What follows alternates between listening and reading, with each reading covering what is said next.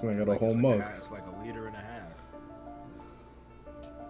Like this shit's for Oktoberfest, except I don't drink beer like that, so I fill it up with water. What up, what up, what up? About to get into this, man. We going crazy. Fumbling around, fumbling and doubling. What's up, everybody? Y'all know what time it is. Guys, we haven't live streamed in a minute. You know what it is. We've been on the grind. But hey, we got plenty of content, so y'all should have been consuming the hell out of that content for sure. Hey, videos every day, shorts every day, something. Cobbs Capital has something for y'all. Y'all should have been seeing something. So Yeah, fuck all that, man. Tell me you missed me. Tell me you missed me, son. Yo, that live stream content is just different, man. Live stream content is different, bro. Oh, it hit the body. Ooh, it hit me diffy. Yo, so we got a good live stream for you guys today. We saw how crazy the meta is just meta. Yeah, just we saw how crazy meta. Facebook meta. We saw how crazy it was trending. There's an hour-long fucking video that Mark Zuckerberg came out with. It's not on YouTube, so you know it's fair use for your boy. And we want to enjoy that with you. We want to watch it with you guys. We only watched like the first 3 minutes. We're going to start it right from the top. It's going to be good. We're going to get right into it, man. Just give us a few more minutes. This shit going to be lit.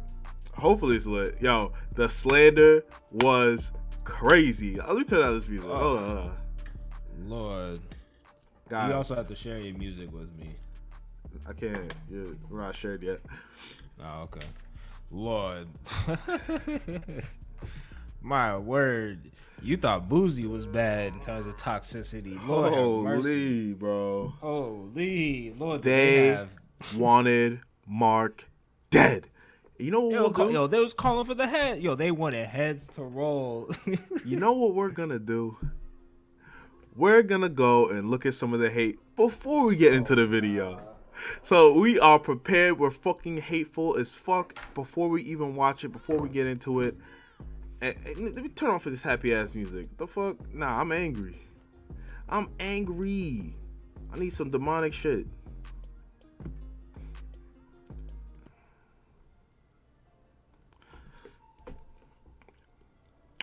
I want to be as angry as these motherfuckers were before I watch this video.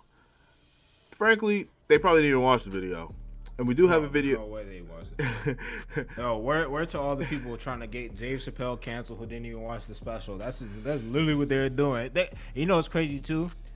Me and Deja, we literally made a Facebook video for you guys. Likely going to drop that very soon. But we had to take almost over an hour just to go and dissect all the Facebook information. So I know damn well all these people going out the woodworks, coming out the woodworks to hate on Mark Zuckerberg didn't even watch it. They literally just seen, oh, this is what he's doing. Absolutely crazy, man. The hate was fucking real, man. They're still hating as we speak. And you're going to see. You know what? Let's get right into it. Welcome to Cobbs Capital. It's your boy Deja.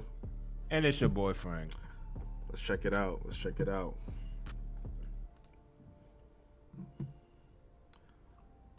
I'm telling you, man, this shit was a little crazy. Crazy. They was on one, bro. They was on one. Yo, Frank, what's your back? If you guys don't know, we got these backgrounds because it's October. And spooky season, all that kind of shit. Oh yeah. Yeah. So we just trying to bring a little bit of flavor, a little bit of Cobbs Capital flavor, to the streets, because we're gonna have something. Hey, each month we probably gonna have something. We can't just have the boring background for y'all. Yeah. So it's October. Yeah. Like Deja said, oof. Yo, when it comes time, right? So Thanksgiving gonna be it's turkey season, man. It's turkey season. Hey, turkey season. That's one of my favorite holidays. Yo, fuck 4th of July, fuck all the other holidays. Turkey season, Turkey Day. Oh, that's one of my favorites. This man loves to eat. Yo, we know that Q4 is fat nigga season. That's when everyone be bulking up. Yo, it's bulking season. So I just got a question, Frank. For December. Like, is it just straight Christmas? Because I definitely celebrate Christmas. But do we show some love to like Hanukkah I was just gonna and say, you Kwanzaa? already know what time it is when it's December. You know, some days it's gonna be the typical Christmas Santa Claus meme. Some days it's gonna be the Hanukkah meme. You know, some days it might even be some Kwanzaa up in there. Hey, and also too, I didn't forget about my Indian people all the way over there. I know y'all got Diwali, so you know we're gonna have some of that too. Psych! That was a trick question. Fuck all the other holidays. It's Christmas season, nigga. I ain't got time for that other bullshit.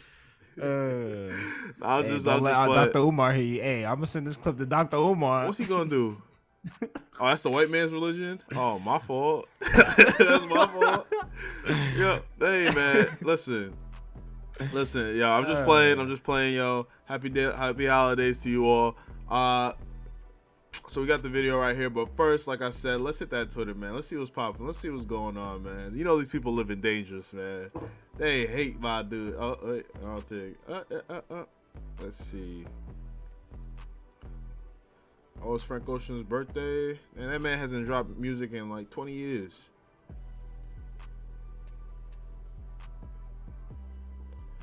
All right.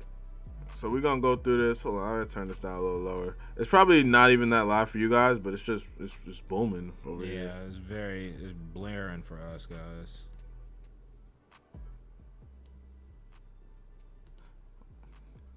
I need demonic music. Ooh. Actually, nah. Let me see.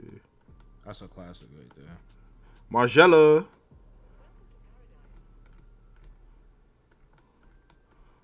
Ooh. I'm gonna put on. What the fuck?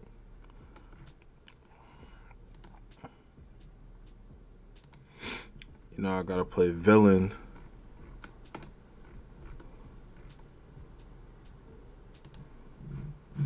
Yeah, you know what I am. I'm a fucking villain. Alright. We're gonna check this shit out, guys. Let's do it. Full sends. Alright. We're gonna look for the most toxic. Hey, and hopefully maybe we'll see some positive shit. But hey, man, I was searching. I doubt it. Let's take a look.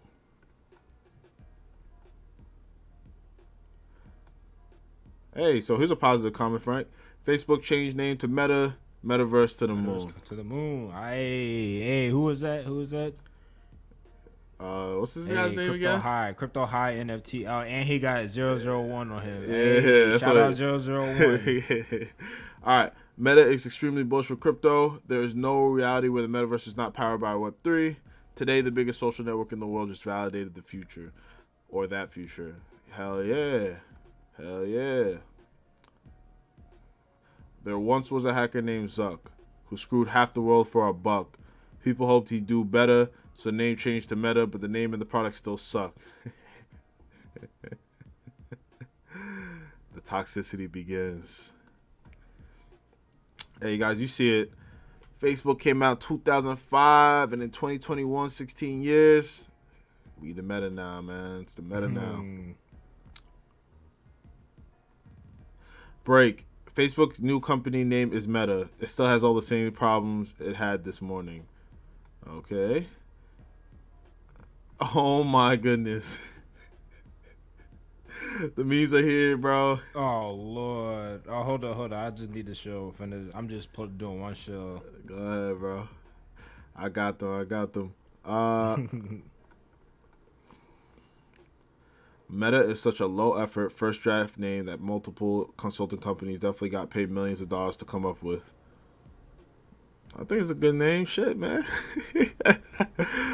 I don't know how he got it, man. That name, like, yo, I don't know who he paid off, who he hit over the head, who he kidnapped, put the bag over the head to get that name, but he got it for sure.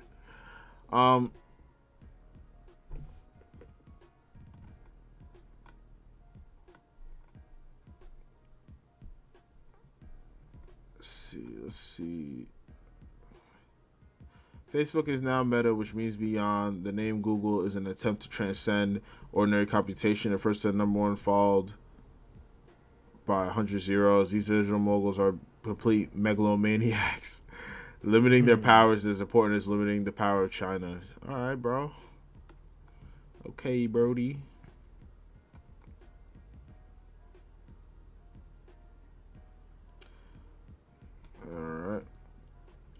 My cousin Jimmy beta tasted Facebook Meta. Okay. Facebook is changing its name to Meta. They should have just stopped at Meh. The Toxic Kings.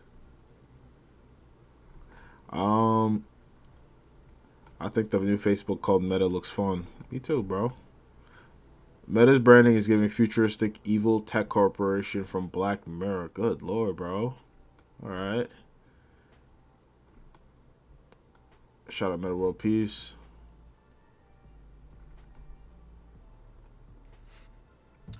Well,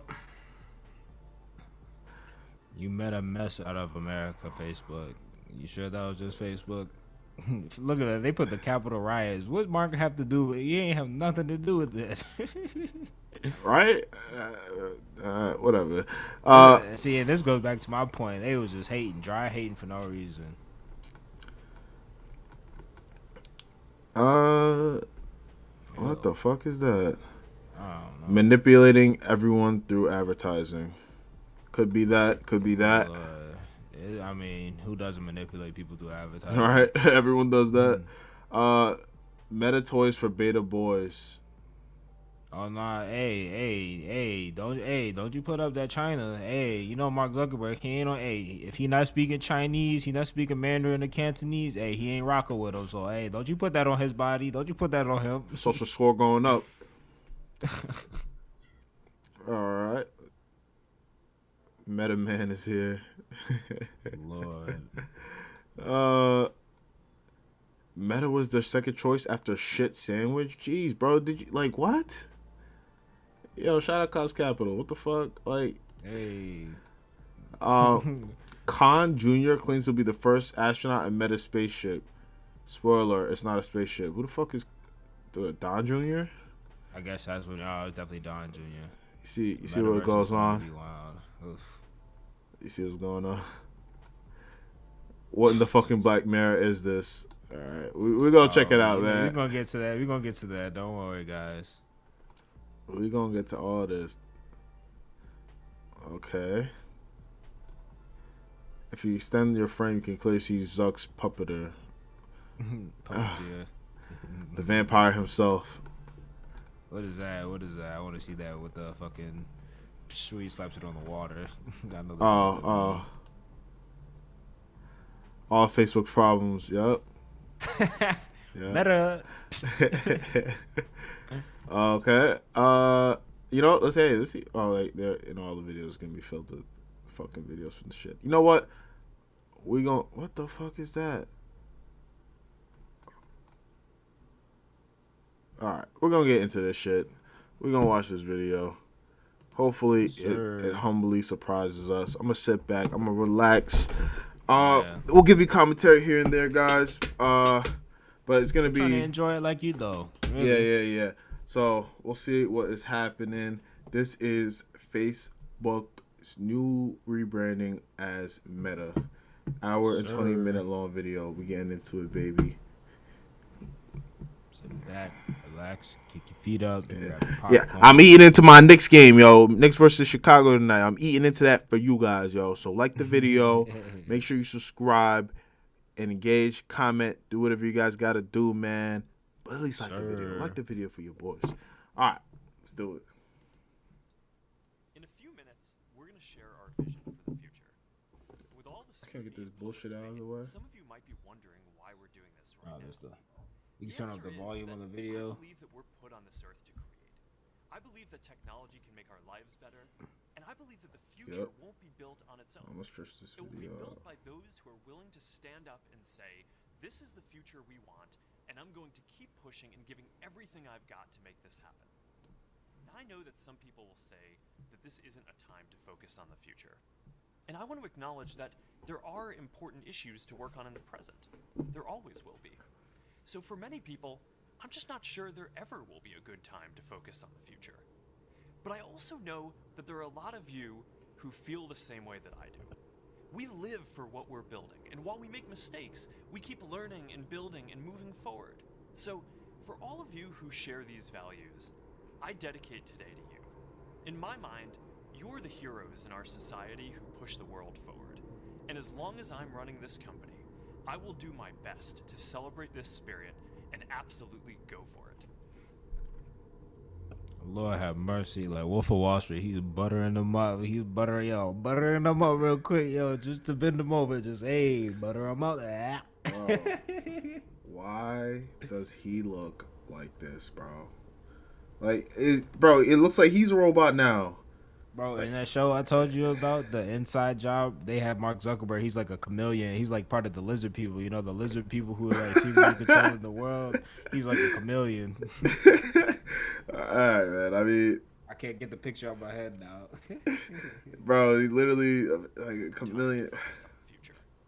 But I also know that there are a lot of you Hold on, who let feel me the see if same I can like. way that I do. Oh shit! I We didn't mean to do live that. for what we're building, and while we make mistakes, we keep learning and building and How do I get the forward. fuck out of this? So, for all of you who share these values, I dedicate today to you. In my mind, you're the Man, heroes Facebook ain't who push the world forward. Facebook ain't As long as YouTube, I'm man. I alive, can't skip ahead. I will do my best to celebrate this spirit and absolutely go for it.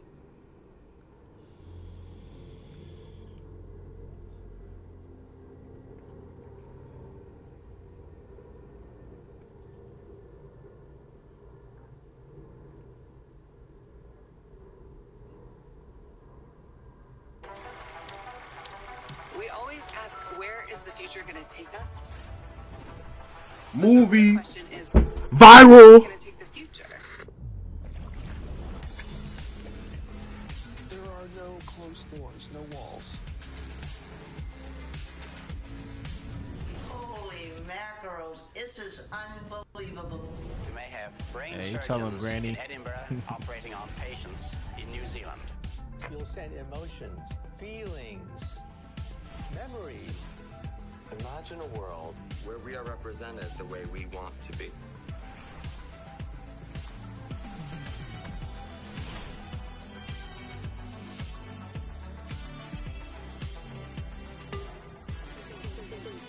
You know, in the future, it just Damn. feels like long distance won't be so distant.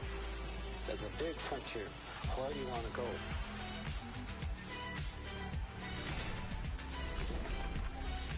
And we're just getting started. Appreciate the past, utilize the present, but don't be afraid Yeah, bro. to create. British ass Morris Chestnut. Yeah, that's the football commercial. That's the NFL Super Bowl commercial right there. That shit was good as hell. Yo, when they said you won't be able to see music anymore, or you won't be able to hear music, and welcome you'll to see Connect. Today, we're going to talk about the metaverse.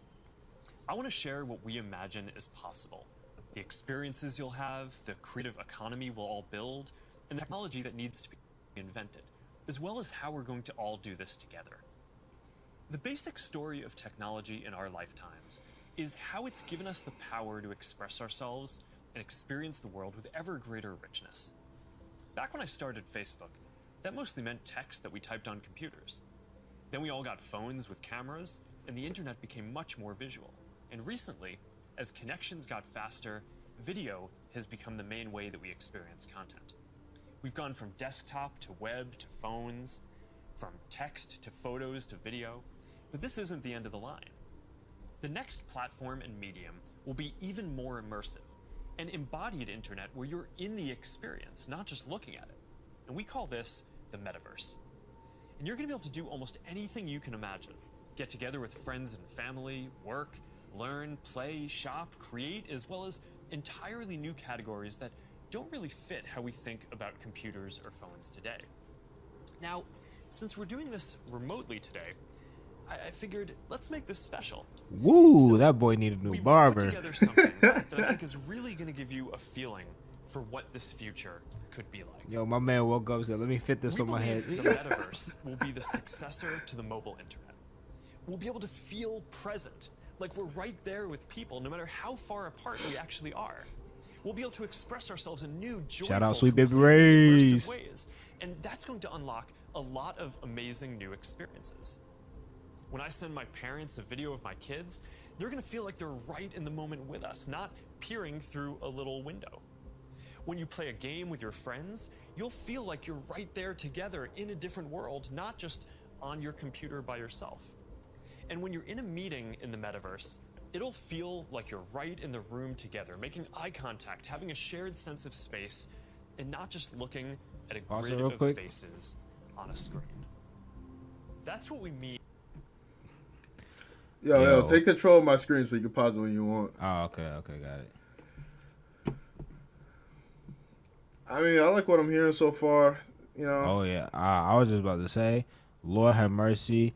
I don't know if that's an actual rate or percentage or statistic, but Lord, the friendship rate between sports bettors and gamblers is literally about to just plummet. Yo, imagine you bet with your boy across the country or in another country, and your team loses, and he shows up like he video chats you and just pops up in the hologram, starts talking shit to you after you took his money. Hey, what up, boy? Yo, yo, he's counting your money in front of your face. Yo, 10 of Frank's dollars, 20 of Frank's dollars, 30 of Frank's dollars. Ooh. Oh man. Yo, I love it. Yo, you see this new fit you just bought me, bro? I started, hey. Hey, you like it? Oh, yeah, yo, you get a nice Wagyu steak or something. Oh, you see this? Yo, you show up at the dinner. Hey, you see this? This is courtesy of you. Good looking, bro. Hey, be my man Salt Bay. Hey. Oh, yo, do that thing you do. By an embodied internet. Instead of looking at a screen, you're going to be in these experiences. Everything we do online today, connecting socially, entertainment. Frank, it's a fake room. It's a fake house. He's already in the metaverse, bro. They get it first. They always get it first. I was just thinking, if I cut this nigga, is there blood going to come out, or is it just going to be like the fluid, like the robot fluid? He's not even going to feel it. Oh, shit. Games, work is going to be more natural and vivid. This isn't about spending more time on screens. It's about making the time that we already spend better. Screens just can't convey the full range of human expression and connection. They can't deliver that deep feeling of presence. But the next version of the internet can. That's what we should be working towards. Technology that's built around people and how we actually experience the world and interact with each other. That's what the metaverse is all about. This nigga short. Now, the best way to understand the metaverse is to experience it yourself, but it's a little tough because it doesn't fully exist yet. Some of the basic building blocks are here, though, and others are starting to emerge as we speak. We're starting to get a sense of how it could all come together and what it could feel like. So today we're going to do something a little bit different. Rather than just focusing on this year's products like a normal keynote, we're going to talk about the future. So let's start by exploring what different kinds of metaverse experiences could feel like. Starting with the most important experience of all, connecting with people. What's that? All right, Big Zuck, let us know. Oh, yo, it was a fake room. Yo, hold up. You saw it here first. I'm a full screen this. I'm gonna make us a little smaller. Buggy dude. Hold on. That's crazy. I mean, we definitely thought it was a fake room, but you could have also thought that shows a real room, a regular room. Where the fuck can I put us? How do I do this? Put them in the bottom left or right, doesn't matter. Like, it should attach. What the fuck is going on with this shit? I guess it's not attaching. Fuck it, dude. Y'all gonna not be able to see that little square right there. Hopefully there's no Easter eggs in that spot. Alright, let's get it. Awesome. Right? It's right here. I'm in LA. This place is... Nah, that's kind of sick. Nah, that shit kind of ill. That's kind of ill. Hey, we gonna have our zooms from space. Hey, yo, guys, we gonna have our live streams and stuff in space. Yo, for a fact, bro, like this shit look like Ready Player One, bro. The fact that man's came through as a robot. Yeah, that's true. That's dope. He's a bookie, and you could just be the virtual you. This is interesting. That is. I think you could be the virtual you or the hologram you. It looks like. This is dope. Yeah, this is dope. All right. That is super dope. Amazing. Boz, is that you? Of course it's me. You know I had to be the robot, man. I thought I was supposed to be the robot. Oh shit! You made a robot joke. I knew you were bluffing. Hey, wait. Ooh. Where is Naomi? Let's call her. Naomi. Hey, should we deal you in? Sorry, I'm running late, but Yeah. you gotta see what we're checking out. There's an artist going around Soho hiding AR pieces for people to find. Bro, she look What crazy. Whoa, what did I say? Hey, it's gonna be the AR popes. Look at it. This is stunning. That is something. It's awesome. I love the movement. Oh. Wait, it's disappearing. This is amazing. Hold on. I'll tip the artist and they'll extend it. Wow. Brilliant. If you guys What? like it here, I have another room that you're gonna love. Check out this forest room. Oh nah, my man Banksy about to run up the bag. Koi fish that fly? That's new. This is wild. Hey, one sec, Boz. It's Priscilla. Hey, you have to see this. Beast is going crazy. Oh, I love that guy. Bro, hold on. You've got to show. Only the Oh, man. niggas in Silicon Valley's internet could do this quickly, bro. Like, you know, bro, that's that $1 billion internet.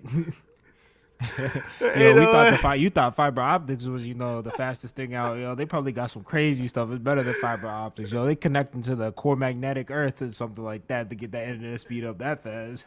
Bro, my guy got the best movie makers he could find, bro. This isn't no fucking demo. This shit ain't no way. He said Apple, y'all step y'all game up. Amazon, everybody. He coming for the throat. He said, if you trying to be at the top with us, the big dogs, step it up. That's how it's supposed big to look. dog. Yo, Mark Zuckerberg's trying to be a big dog. Hold on, guys.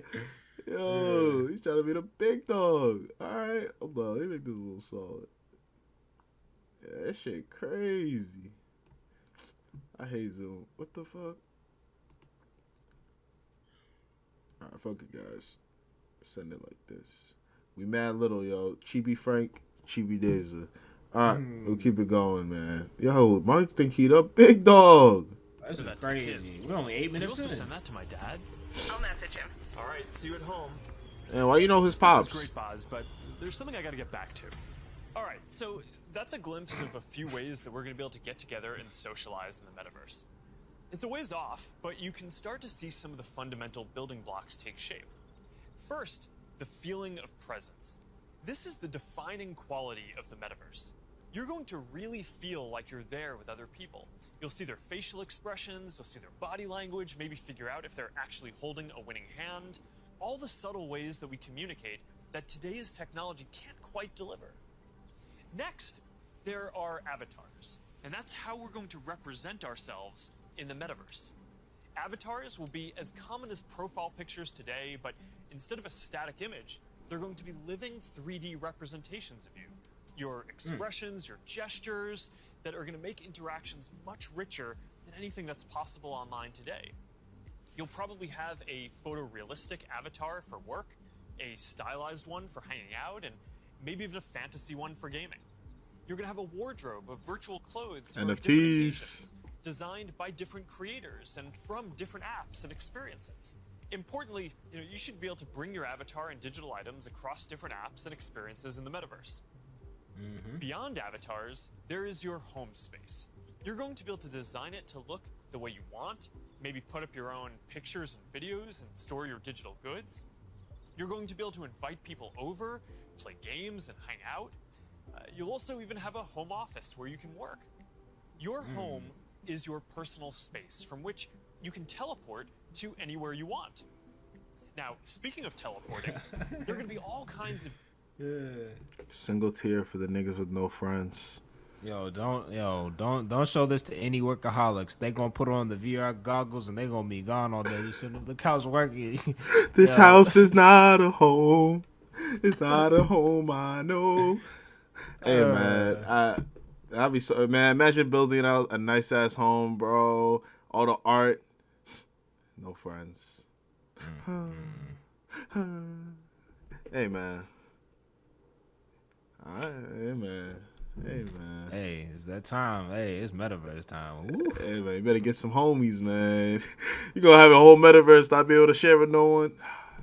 Hurt my heart.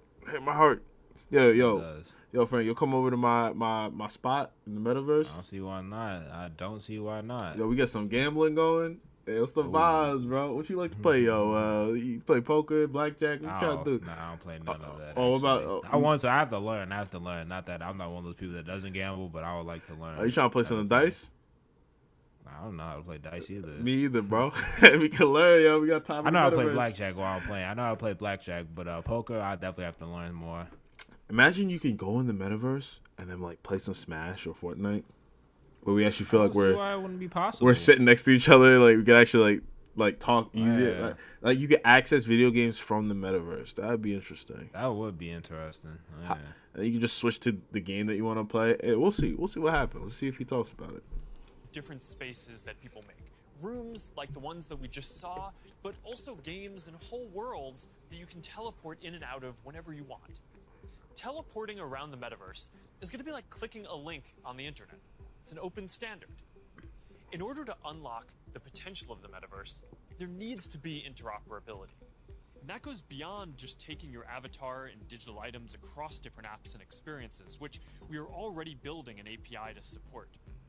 You want to know that when you buy something or create something, that your items will be useful in a lot of contexts, and you're not going to be locked into one world or platform.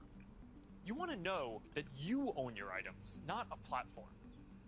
Now, this is going to require not just technical work, like some of the important projects that are going on around crypto and NFTs in the community now.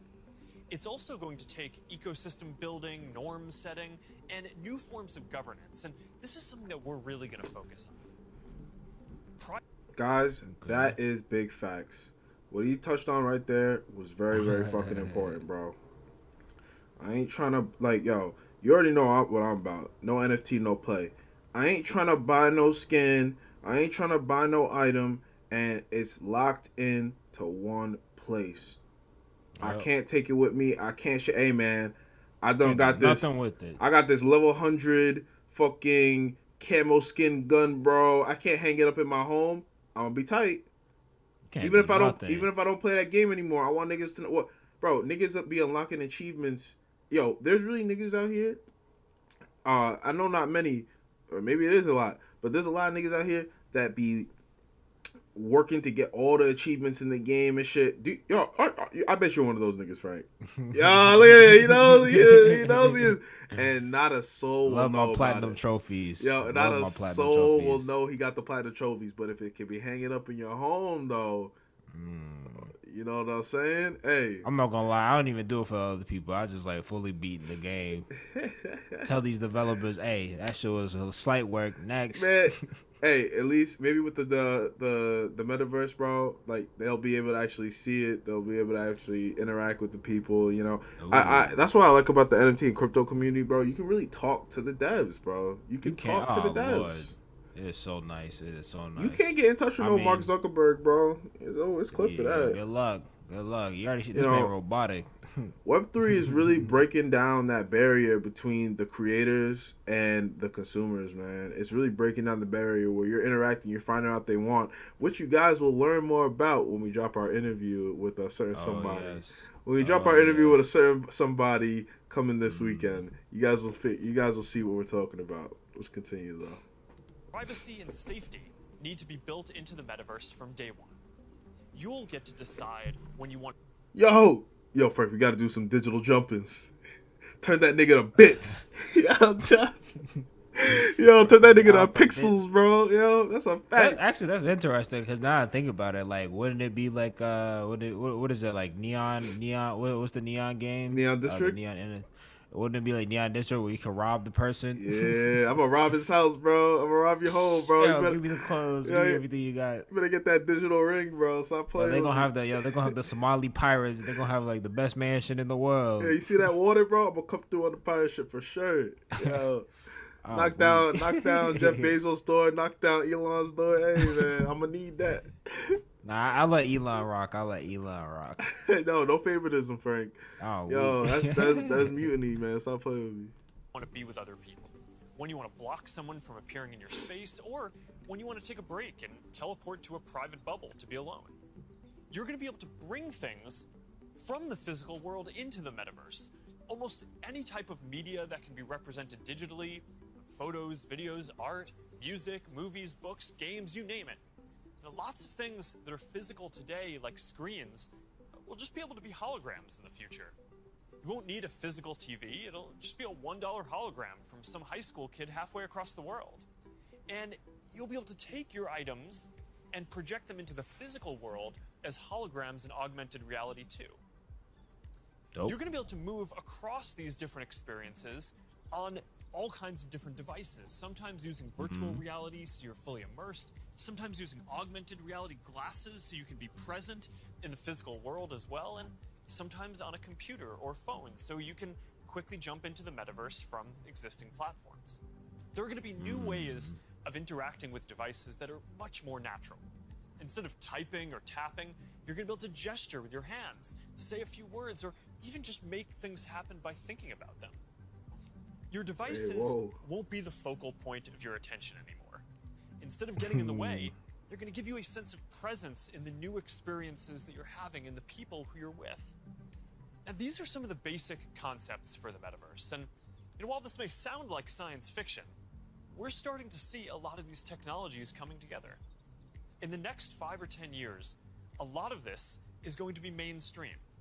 And a lot of us will be creating and inhabiting worlds that are just as detailed and convincing as this one on a daily basis. So even though it's still a long way off, we're starting to work on some of these foundational concepts today. Horizon is the social platform that we're building for people to create and interact in the metaverse. One part of this is Horizon Home, which is our early vision. If you woke somebody up from like the if you woke somebody up from like the 1920s and said, "Hey, sit down, watch this," they would literally think they're watching Lord knows what. They would think this is just. They wouldn't even. They might just have an aneurysm and just check out. They wouldn't be able to see what's going on. They wouldn't be able to believe it. Do you remember when PlayStation had like a home thing like this? I'm pretty sure PlayStation had like a home where you could build your home in there. If it was with a PlayStation 3, then no, because I had the 360. Yeah, it was PlayStation 3. Then I had the 3. I do vaguely, because I remember, like, because my brother had the PS3, and I do remember it's like you could like go throughout like the PS, like this was like when PlayStation Network was like, you know, actually like a real network where you can go out with your avatar and all that. And yeah, I mean, I feel like I vaguely do remember that, but yeah, it kind of looks like that, but looks like high res, bro. It look like real. This is high res, yo. Shit crazy. 16K, yo. Shit crazy, man. Yeah. All right.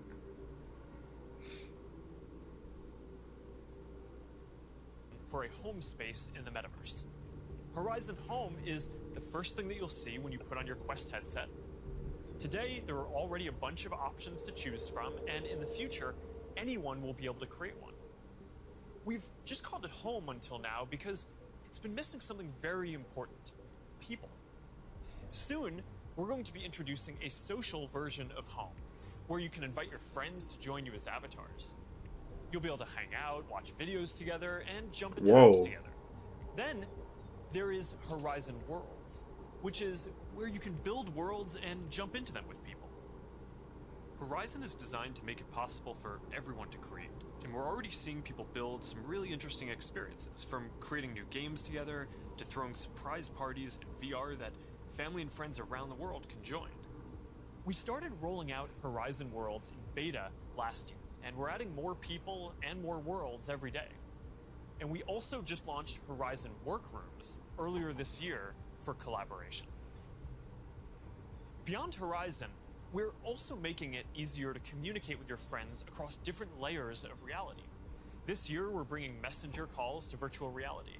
You're going to be able to invite your friends to a messenger call, and soon you'll be able to explore somewhere together or join a game. Now, these are the kinds of tools that need to get built so that you can jump into the metaverse with your friends from anywhere. And they're going to unlock some pretty amazing experiences. Now, let's move on from some of these basic concepts and people just connecting to a completely different set of experiences around entertainment and gaming. Game in, play to earn, baby.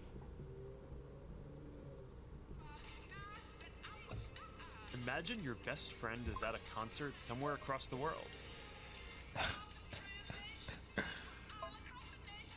What if you could be there with her?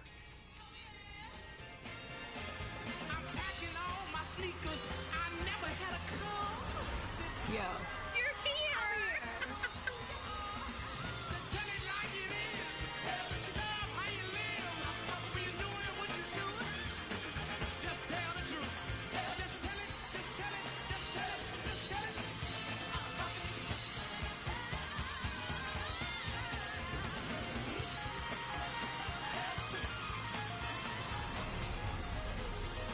After party passes? Yes! How the hell she see that? She got the Ray-Bans? It looks like it. Or maybe not. I don't know.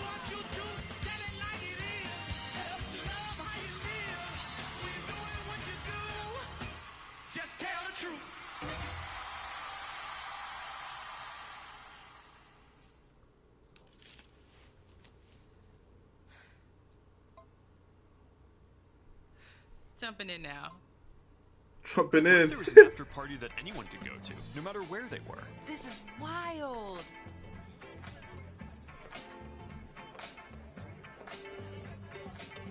Hey, check this out.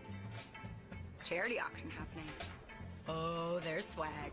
And when you go to the after party, you could connect with other fans, hear new versions of your favorite songs, and check out the merch Popes. that That's just literally what dropped. those are. No, Rich, that's sick.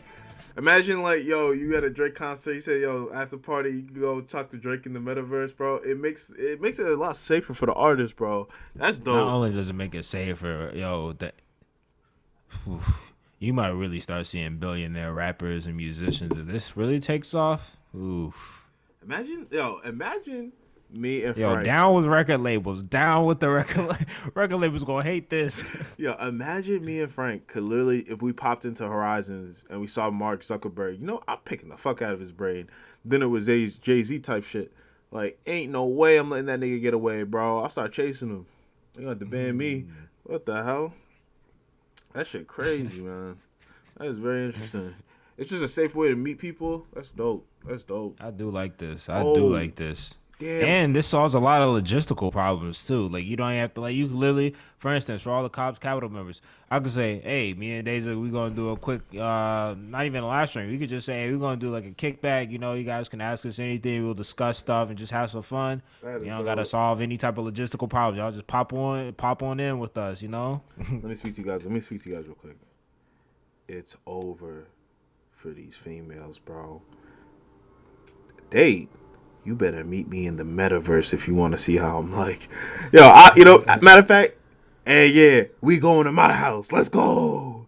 We going to my house. There ain't no date. Yo, you got metaverse date. Yo, stop playing with me, bro. I'm going to take so many things on metaverse dates, bro. Oh, shit, that shit going to be lovely, son. This is looking crazy. Your boy don't got to spend a dime, son. Oh, shit. All right. Or maybe you do. Who knows? What you have to buy in the virtual world. I'm about to buy an NFT? NFT dinner? You might have to. Maybe not NFT dinner. Maybe some NFT souvenirs. Oh, hell no, bro. Hell no. Yo, the NFT steak dinner. Yo, we got to go to Salt Bay's fucking NFT restaurant, bro. He's going to be out there. Yo, no way. Yo, that's crazy. You can start to see how the metaverse is going to enable richer experiences by letting us add new layers to the world that we can interact with. Creators and artists are going to be able to connect with their audiences in new ways and really bring them into these shared experiences.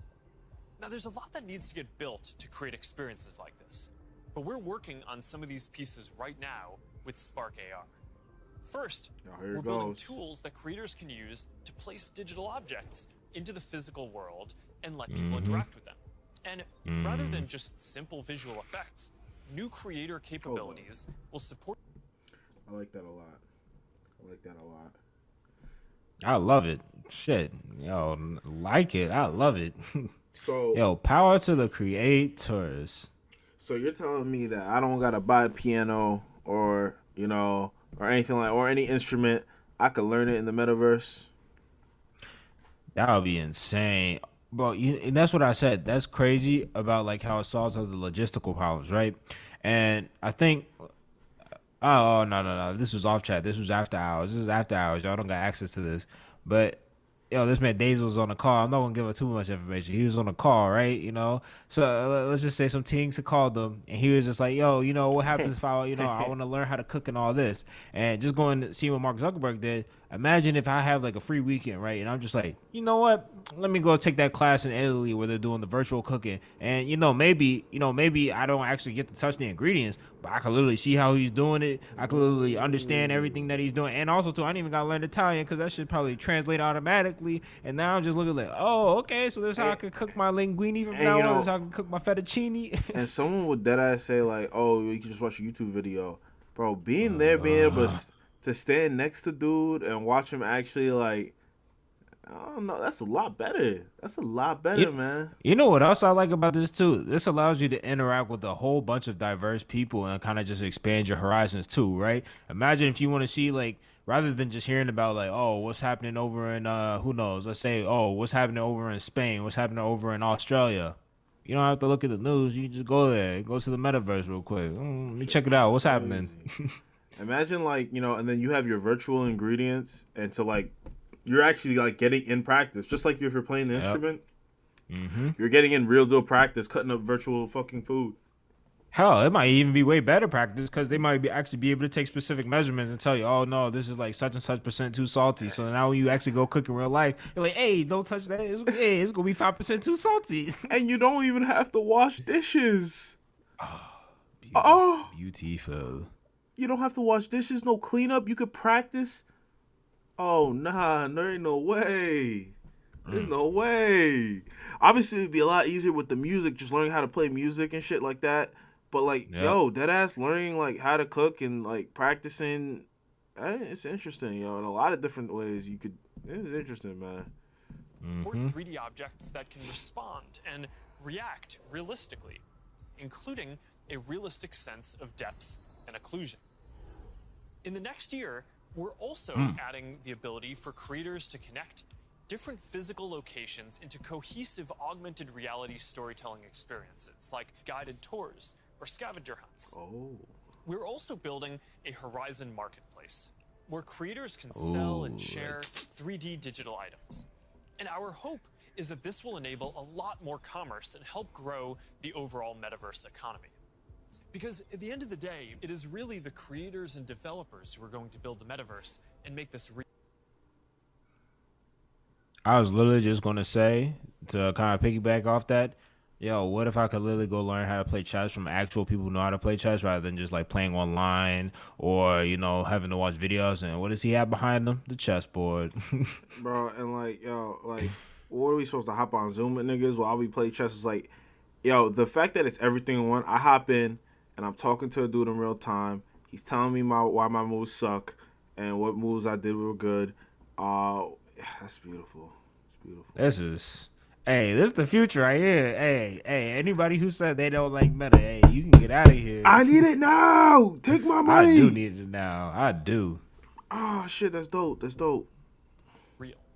And to make sure that there's an ecosystem that can sustain hundreds of thousands of people working on this, which is what we're going to need to bring this to life, then it's critical that creators and developers can make a good living doing this work. Oh, I like that. I like that talking. If you ask people today what they thought the metaverse was, a lot of people would probably say it was a Spider-Man movie. But the people who actually follow the space would say it's about gaming. And that's because gaming provides many of the most immersive experiences, and it is the biggest entertainment industry by far. Gaming in the metaverse is going to span from immersive experiences in fantasy worlds to bringing simple games into our Lord, don't let that be a zombie game in the metaverse. Your boy is just gonna be in there 24/7. Oh shit. Barcelona, huh? Well, it's not New York, but I like it. New York misses you. How funny is that? I was just talking about Spain and I was just talking about chess. My game face on so I can beat you. Whoa. Okay. Check. I gotta try another game face next time. Maybe you'll go head to head with players from around the world. It's like a shop. Some call it skill. Keep talking. Ooh. Or maybe you'll do things that aren't even possible in gaming today.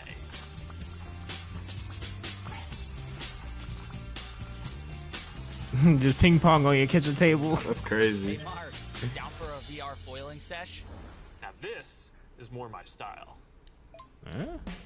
Oh, Foil? foiling. I thought you said boiling. Oh. Nice choice, Mark. Ready to shred. All right, here we go. Whoa, hang in there, Mark. That's not good. Hit this section, boom. All right, backflip. Yoo-hoo! Mark Zuckerberg is not doing no backflip. You're not gonna catch me now. Take that, unicorn. Oh, Tube City. Kai, you're out of control. Don't worry, I'll let you win next time. All good. Oh, that was a close one. You want to go again? Maybe later. I'm gonna need a lot more sunscreen though. Well, gaming is how a lot of people are going to step into the metaverse for the first time. It already has some of the most fully built out digital goods and the most active creator and developer community. Imagine comedy shows. Platforms like Man, I could go see Andrew Schultz. Interesting.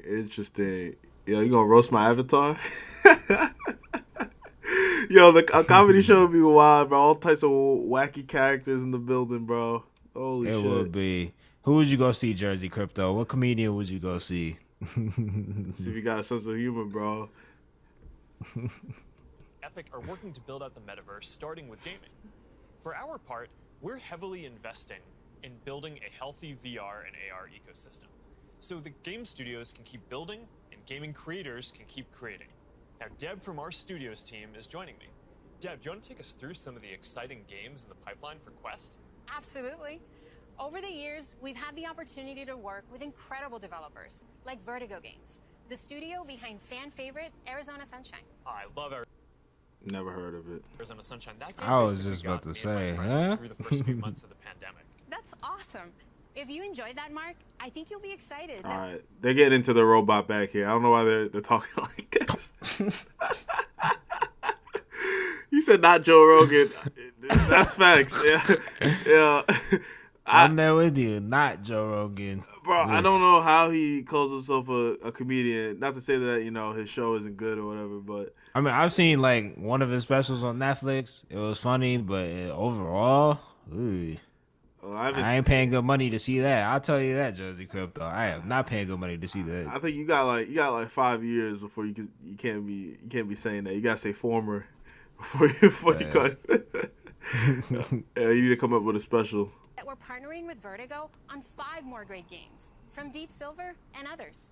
We'll share more about this lineup very soon. Nice. What else is coming? Very soon. Well, the metaverse is constantly evolving.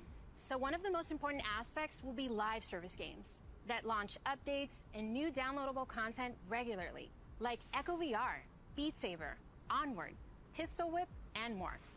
We're focused on this a lot right now. No NFT, no play. I don't give a damn about none of those games. I don't care how sick they are. No NFT, no play. I'm not a kid. Making sure games can build out active communities.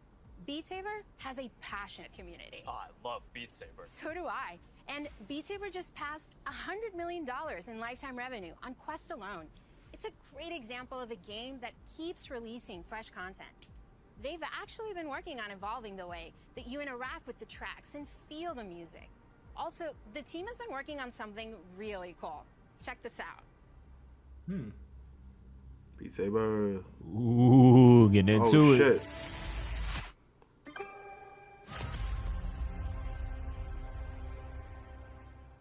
I can't wait to play this. What? And they keep They didn't show niggas partnering nothing. with artists to release new music packs all the time. Did you play the Billie Eilish music pack last month? Yeah, a little more than I should have. I probably should have been working more on this metaverse presentation. Well, they have a great lineup of artists for 2022. And there's one more epic surprise before the end of the year. So stay tuned. Okay, have you played Population 1? I mean, yeah, I love the game so much that... For those who haven't, Population 1 is a thrilling battle royale that is only possible in VR. Since its launch at Connect... One bite. Oh, you talking about Dave Portnoy? Yo, that's like, yo. Oh, nah, they say... he said Yo, Mark Zuckerberg looked like the evil alien clone or something of Dave Portnoy, bro. This nigga is not human. If Dave Portnoy wasn't into debauchery and everything else and Barstool and betting, this is what he would have turned out to be. That is hilarious, yo. Even with all the debauchery that Dave Portnoy does, he still looks like on the side of good compared to Mark Zuckerberg. This nigga looks like a vampire, bro. A fucking cyborg, bro. True. A chameleon, if you will. Oh, that's hilarious. Last year, it has become one of the highest earning games on Quest. And Population the one? biggest multiplayer FPS on the platform. You can have up to 24 people in at once for a match. We're super excited to keep launching big updates, like an all-new autumn event later in November and a winter wonderland update in December.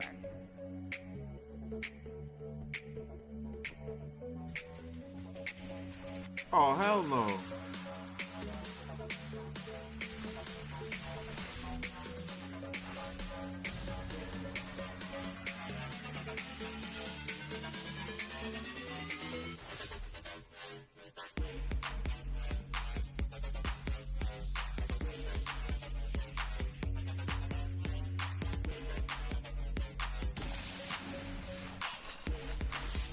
Oh, that shit look kind of sick.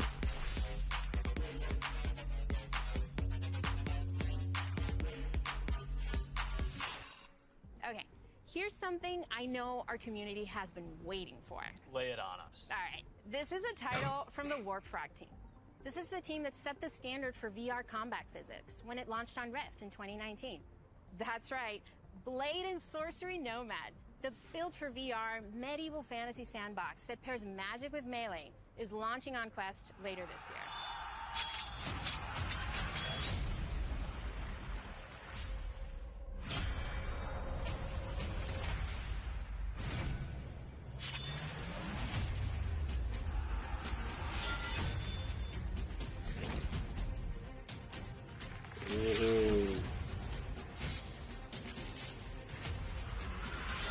This is too much for my heart. Going through actual dungeon crawl in VR, that might be too much for the heart. Crazy. That'd be crazy. Hey, you gonna be fighting for your life every 5 minutes. I hear something behind me. You see her laying right there. Yo, she got knocked out or something. Knocked out, slat. She got slatted, son. Get out of here. Back to the gulag.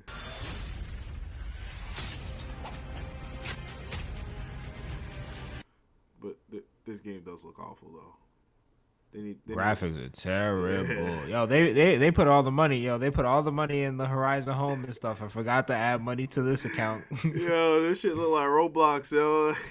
Ain't no way. Look like Minecraft. That's what it looks like. Yo, the sword went to the dude's hand. The shit wasn't even in his hand. I was like, oh man.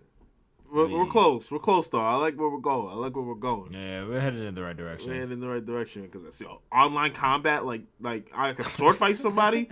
Oh no! You getting beheaded? You getting beheaded for sure.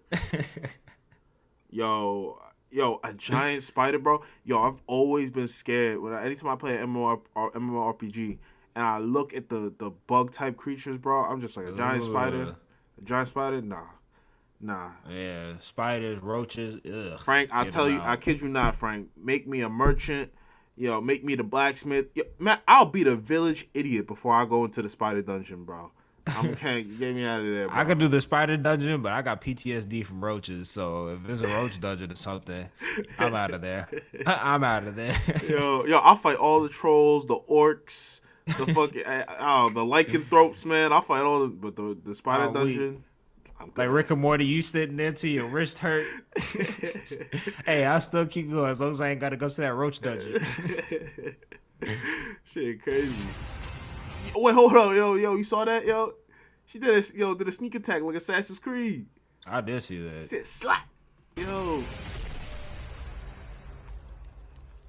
Play the sorcery. For more gaming updates, look out for the 2022 Oculus Gaming Showcase. It's going to be loaded with news you won't want to miss. But Mark, I believe you have some news for us as well. Yeah, I have to say, it's really impressive to see this lineup come together over the last few years, but there's one project that I'm really looking forward to. Yeah, this is one of the all-time greats, and we've been working for years to bring it to Quest. I'm excited to announce that the Rockstar Games classic, Grand Theft Auto San Andreas is in development for Quest 2. This new version of what I think is one of the greatest games ever made will offer players an entirely new way to experience this iconic open world in virtual reality. That's it, Mark. Oh, hey, I did not need to hear that. I did not need to hear that. No, Frank, we gotta work, bro. Chill. I did not need to hear that. Interesting. First person Grand Theft Auto. Am I gonna be able to feel the punches, feel the carjackings? Hey, they got that rumble feature for you, bro. Hey, maybe. Yo, your boy gonna be Lord Friday night shootouts. That is 5 stars with the police, yo. Yeah, and I know how big GTA 6 is, or is it GTA 5? Yeah, 5. I know how big. They haven't come out with 6 yet. Yeah, it's been years. I know how big GTA 5 is. Imagine if people were playing that in the first person, man. That would be pretty sick. That'd make for some great content. It would. Telling your boys to hop in your server and shit. That's dope. Thanks, Deb. This is gonna be amazing. Yeah, you already know Jersey Crypto. This man's a robot. He's got the robotic spine. He can't bend down enough. They didn't oil him up before this, so he's still a little stiff. Yeah. The joints are stiff. Does not compute, man. That's crazy. It's just a fundamentally different experience from staring at a screen. This quality of being physically embodied and able to interact with the world and move around inside it, that opens up some completely new experiences that didn't really make sense before on 2D phones or computers. And one example that we are seeing take off is fitness. And speaking of that, I think it's time for my workout. Oh, you gonna work out? A lot of you are already using Quest to Robots don't need to work out. It lets you work out in some completely new ways. It's kind of like a Peloton, but instead of a bike, you just that have ass a Jersey headset, and with it you can do anything from boxing lessons to sword fighting to even dancing. Boxing lessons. What? Interesting. What? So I can learn how to. What is this fit? Even against an AI.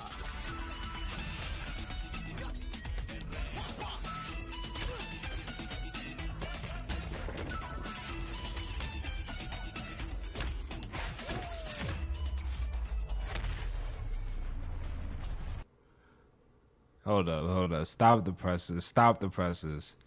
So, I'm supposed to be taking boxing lessons, running from a giant robot. Who am I going to fight in real life that's that big? Even this man Tyson Fury is not that big. Yo, you going to get in there swinging all wild like you trying to hit the robot, get knocked out. Bro, you can't even punch that robot in the face. But, Yo, like, it would have been much better if they just showed me fighting, like, see, this is the thing, right? Right? This shit is probably going to look more like that Nomad game than any of the shit we're seeing right now. Like, this is definitely all CGI created. This is, for sure. Right? So it's like, man, like, if I go into a boxing match in Oculus or Rift, man, that shit gonna be playing like it's Wii boxing, bro. Like, then your arm not gonna be connected. Niggas gonna be cheating and shit. Like, if it can get to the point, yo, give me a Mike Tyson lesson. That's what I need. Give me the Mike Tyson lesson. Yeah, it needs to be as seamless as the real world as possible.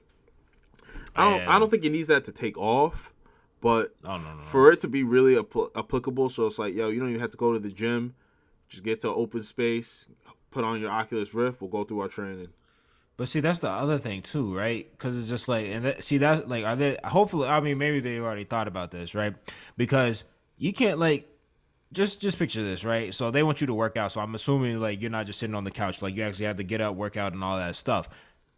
You're not gonna work out with the Oculus on your hand and the things on your fingers and all that. Like, what are you gonna do? You gonna do a bench press or do some pull-ups and then get all that? Like, it's just mad wonky. Imagine imagine trying to run on the treadmill or something. Like, this is gonna be weird. Clearly, so it clearly has to be only calisthenics. Yeah, you're not gonna be able to do any type of. Bro, the man had the weight. Yo, he had the dumbbells. He had the dumbbells next to him. Virtual dumbbells. Yeah, he had the virtual dumbbells, bro. Nah, that shit was just that's just oh, just for show. That's decorum, yo. So decorum.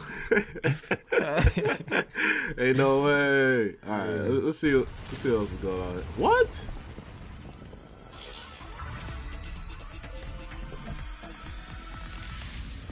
I be like, yo, you gotta be shitting me. I got forearms, bro. I be like, you gotta be shitting me. Yo, they ain't no human. Who the hell am I boxing, bro? I'm boxing niggas from Ben 10. This shit crazy.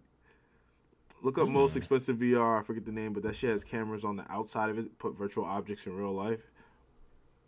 Yeah, but they can't get no weights.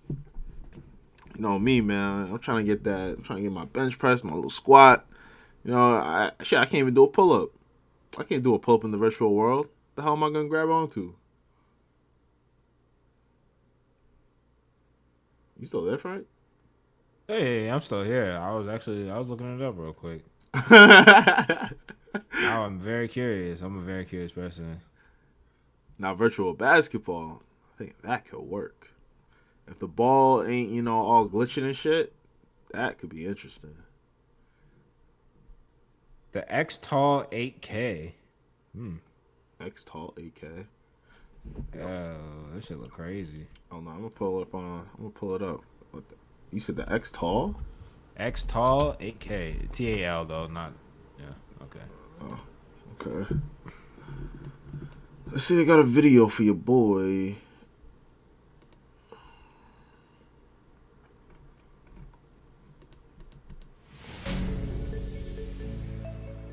Hi, I'm Martin. Hi, I'm Mark. And we are the co-founders of VR Engineers, the virtual reality. You already lied to me, bro. His name is Merrick. Lying ass nigga. No, His name is Merrick. You got some sponsors: Intel, HP, AMD, Nvidia, HP, Unreal Unity. Engine. Oh Lord, They got the sponsors. Too. They got the sponsors for sure. Oh, they not playing. Damn, I can't. I hate niggas that do this, bro. I gotta watch the whole damn video. I just want to see the good stuff. Engineering company out of Prague. And we are here to introduce Xtal, our new headset. That shit bulky as hell. For professionals.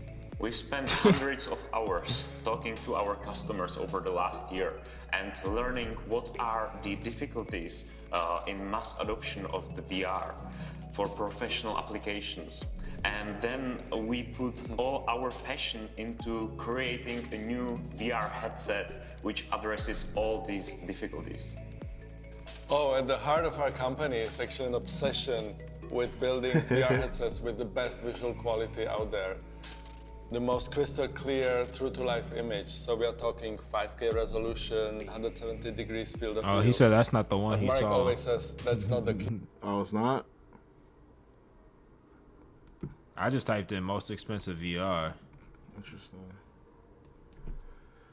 There's one more expensive than the X-Tall. Let's see best VR. Nah, best VR is gonna show you for your budget. Most expensive VR. You ain't lying.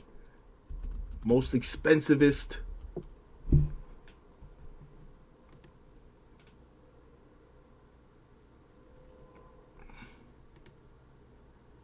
Valve's own PC tethered VR headset. The Valve Index. The Alza shop. What the hell is Alza? What the hell? Where am I? Damn. They're going on the pounds. What the hell? It's euros. Well, yeah, whatever. This shit looks. This shit Oh, he's at Varjo. Varjo. Varjo. Varjo. Varjo? Vario. I don't know. Varjo. Interesting. Okay. Oh, you know that's about to be crazy. Yeah. Right? Oh shit! What the? Why did I hit a shoe? Nah. What? Yo, that should make you levitate. That is stupid. I'm feeling power, son. What the hell? Let's go. Let's go. That's the kind of commercial I need, bro. Yo, let's go. Get started with a demo. In what way? Oh, Lord have mercy. Lordy Lord. Yo, they gonna send me one? I could demo that bitch? Huh? Request a demo. Integrated hand tracking. Request a demo mode, experience the next jerk. I don't request a what? They ain't sending the me. demo is probably the salesperson comes to you and shows you how it works. Ain't no way. Ain't no way. Ready to see your own virtual content and human looking to virtualize your workflows and operations? Tell us more about the project in the form above. There ain't no way, bro. You know, one thing, I gotta see the prices for sure, and I also need to see a video if they got anything. Yeah, I need a video of this shit. You don't got nothing? Training and simulation solutions. Alright, I guess I'll be on Explorer blogs. Roger on teleport. What the hell? Oh, I guess. Drivable concept car with mixed reality. The drivable. What the hell is a drivable concept car? I don't know. Watch the film.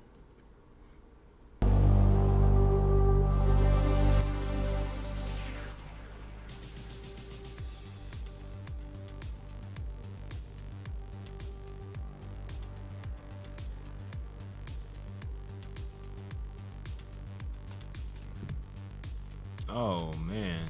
Who can afford what? Oh nah, you driving for real? 3, 2, 1. What did I watch? I don't know. I'm so confused. What the hell is a concept? With the use of cutting-edge mixed reality technology from Varjo and a state-of-the-art modular chassis, VR has radically refined the resources needed to produce a drivable concept car, massively accelerating automated design and an iterative. Yeah. Concept car production, automated prototyping require major. I mean, I guess this would be more or less for the car people, car engineers and stuff, more than it would be for us. Oh, okay. It's right. It's right here. Concept cars are an ideal pre-production way for manufacturers to test experimental interior and exterior UX concepts. Okay, yeah, okay. That makes sense. So they want to. Oh, yo, these guys are smart. All right, so basically they're trying to sell it to car company makers so they can design the car first in the VR before they even really mass produce exactly. Or you can just design like the core parts of it and then just drive it around, see how it works, everything like that before actually putting it in your first model. Jersey, link the video. Link the video. This is very interesting. Dope. Yeah, it's dope. Yo, while he's linking the video or whatever, dude, I need to see these prices, bro. What is the price? What is this going for? You gotta talk to sales. No, that says pricing in order. Okay. You don't gotta talk to nobody. Buy online. Yes, sir. Private customers can order. I want it. Yes. Good. Oof. You know what's funny? If they put it in ETH, I would have bought it. It says delivered within 3 to 4 months of purchase. Damn. 20,000. Edge to edge clarity. But see, what is it? Oh, he telling us this is just the basic model. This is the base model. Huh? Oh, because they got a company version. You gotta talk to sales. Nah, this isn't even it. This is only 5p or €5. I guess so. Barjo ready computers, training and simulation. All right, let me go back to the blogs. I'm trying to see. Yeah, that was crazy. To bring the highest fidelity virtual reality for professionals and leading edge VR. Let's see. Man floated. That ass, they had him floating.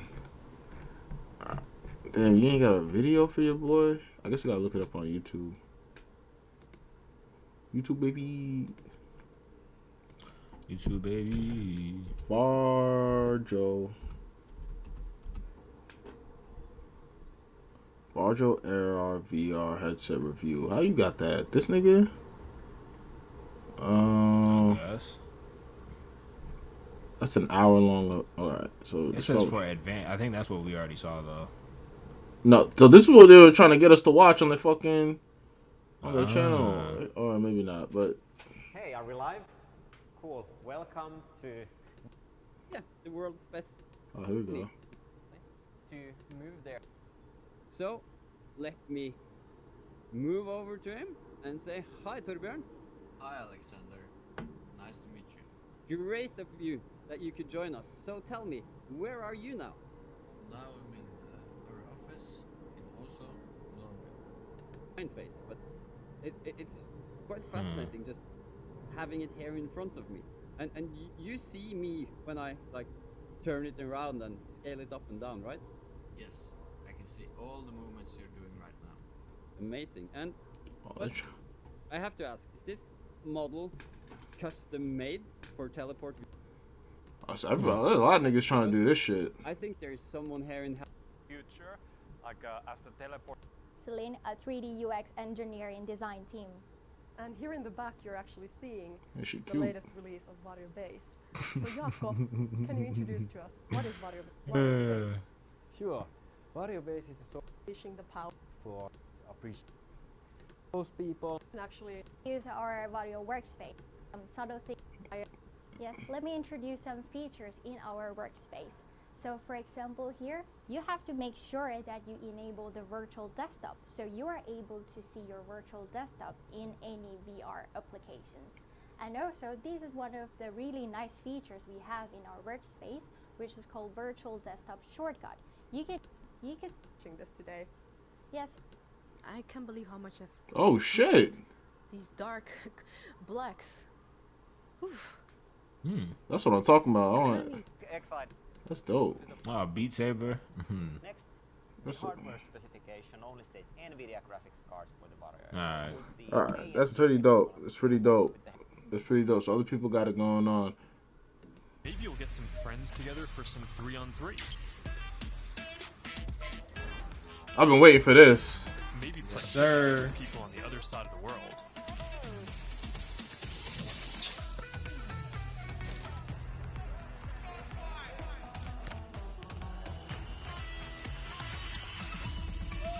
Or imagine your Facebook cycling group does an AR charity ride. Let's go! Complete with a leaderboard. Maybe you'll be able to train with the best, like you're right there with them. Like Lee Keeper, Olympic gold medalist. On guard. Bench. Don't be scared this time.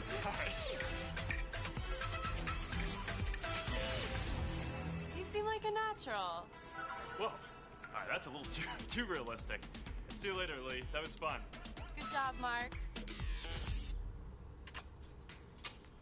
And that's what fitness will be like in the metaverse. Now, I think we're going to see a lot more unique experiences emerging around fitness that take advantage of the full immersion in interactive training. Speaking of which, Supernatural just added boxing to its lineup, FitXR has new fitness studios coming next year, and Player 22 by Rezel, which is currently used by pro athletes, is adding guided and hand-tracked bodyweight exercises soon. We're making a fitness accessories pack that makes Quest 2 more comfortable, with controller grips for when things get a bit intense, and a facial interface that you can wipe the sweat off of, making your sessions more comfortable. And that's all coming next year. But enough with the fun and games. It's time for everyone's favorite, work. Which is? Over the last year and a half, a lot of us who work in offices have gone remote. And while I'm Oh, Christ, my man said it's time I to think work. remote work is here to stay for a lot of people. So we're going to need better tools to work together. Let's take a look at what working in the metaverse will be like. Imagine if you could be at the office without the commute. You would still have that sense of presence. That's dope. Before, I wanted to pause before he gets there. Can I turn, for instance, could I take an actual cardboard box and have this looking like, I don't know, like Elon Musk setup or some crazy, high def setup? Like my cardboard box, just transforms into the most high tech. So SpongeBob imagination it's like the shit. SpongeBob episode where he's in the box and he's going crazy. Can I take my cardboard box and it turns into some $1 billion studio? Hey man, my dude's house ain't shit, bro. Look what it turned into. Shit look like office space, yo. Look like fucking video game high school. It wasn't done. It wasn't done. Shared physical space. Those chance interactions that make your day all accessible from anywhere. Oh no, my man cheating. You have your perfect work setup, and you can actually do more than you could in your regular work setup. And on top of all that, They showing the fuck out of this artist dude. But yo, this is horrible. You know your boss. Oh, why is this horrible? Your boss want to see your avatar in his motherfucking seat. Not yo, you can't be going to class. Sit down. You can't be going, yo. If any of you guys was doing remote work, yo, man, I was in. Yo, they said start the meeting. I said, yeah, my camera's broken. I'm in bed, laptop not anywhere near me. Like, yo, that shit crazy. Yo, I mean, hey, at least with this, you can actually just put on the VR goggles in bed and be there, unless you actually have to walk around and stuff. Actually, yeah, you should honestly be able to. Yeah, You should be able to. But if it tracks your body, like, yo, my nigga, how you lying down Yo, in the chair? heartbeat goes down. Hey, check his heartbeat. You know, it shows that you're snoring, you're sleeping. You have to sleep in rhythm. Yo, social credit going down, man. Social credit going down. Wearing your favorite sweatpants. Looking good. Let's get together real quick for a debrief.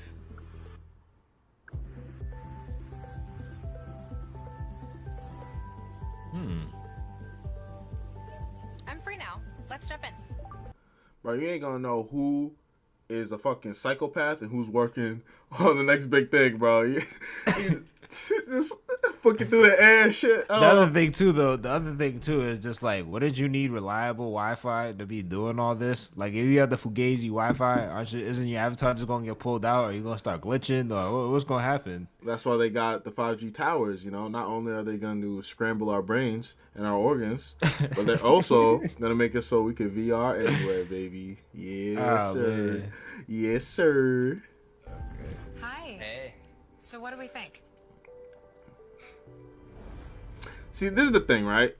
If it actually looks like this, where you're just like a digitalized version of yourself, bro. Yeah. Like, bro, he's thinking way into the future, man. This is not happening. This is dope. This is definitely dope. It's dope, but also it's not happening no time soon. Nah, I'm telling you, it might be here sooner than you think.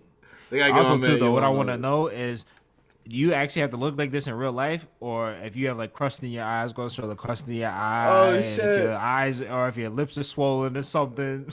It's gonna be like Instagram, bro. It's only gonna be showing the best version of you, bro. You did that first initial scan, bro. You better look good on that first initial scan. Oh, weak. What video? I think he means the Varjo. Send the link, yo. Put the link. No, I think he's saying like peep it later. I think it's ready. Great. Possibly will. I'll prep it for the presentation.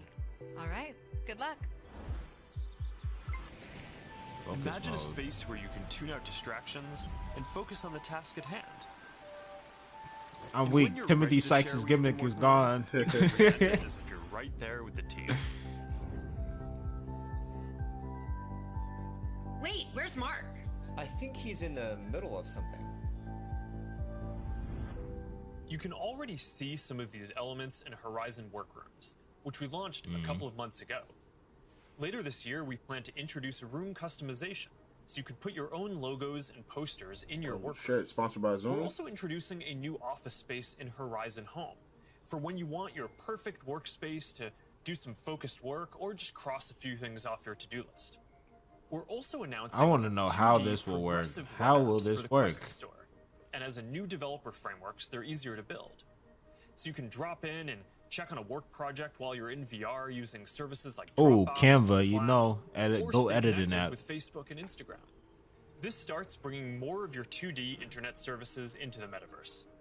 And as we've focused more on work, and frankly, as we've heard your feedback more broadly, we're working on making it so you can log into Quest with an account other than your personal Facebook account. We're starting to test support for work accounts soon, and we're working on making a broader shift here within the next year.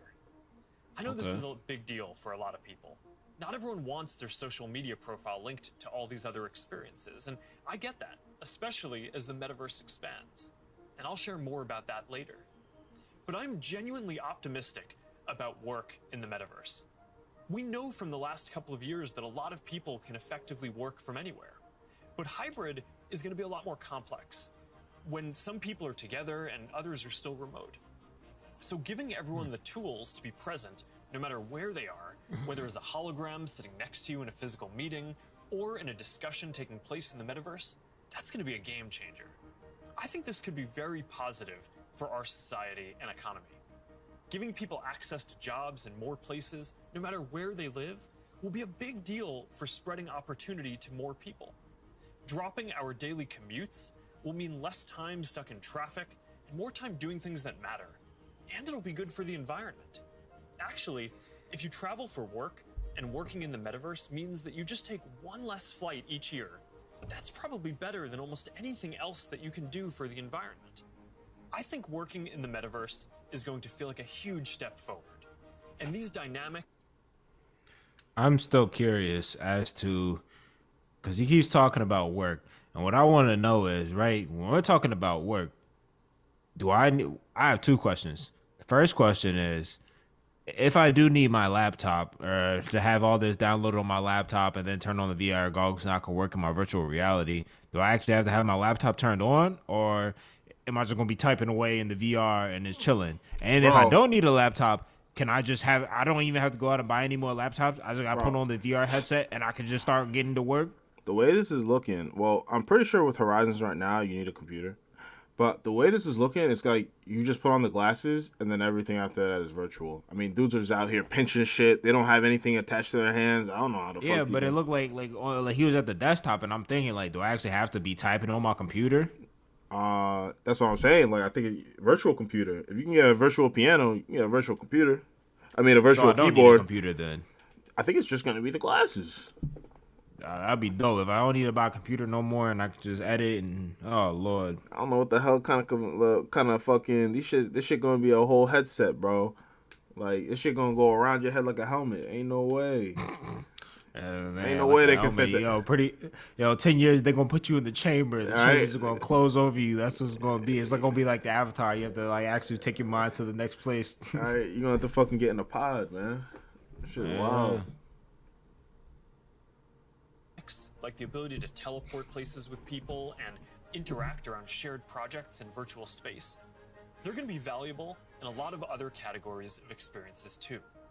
So now Marnie, our Chief Business Officer, is going to take us through some of them. Thanks, Mark. We'll see you in a minute. What if you could learn about anything in the world just by bringing it closer to you? I have no clue, Jersey Crypto. I have no clue. So, we're gonna have an astrophysicist in the family. Actually, I have to write this paper. Will you help me? Let's take a closer look. What part of the solar system are we talking about? Saturn. If you were taking astrophysics, you could study in the metaverse. Did you know the rings are made up of billions of icy particles? Really? Look at this.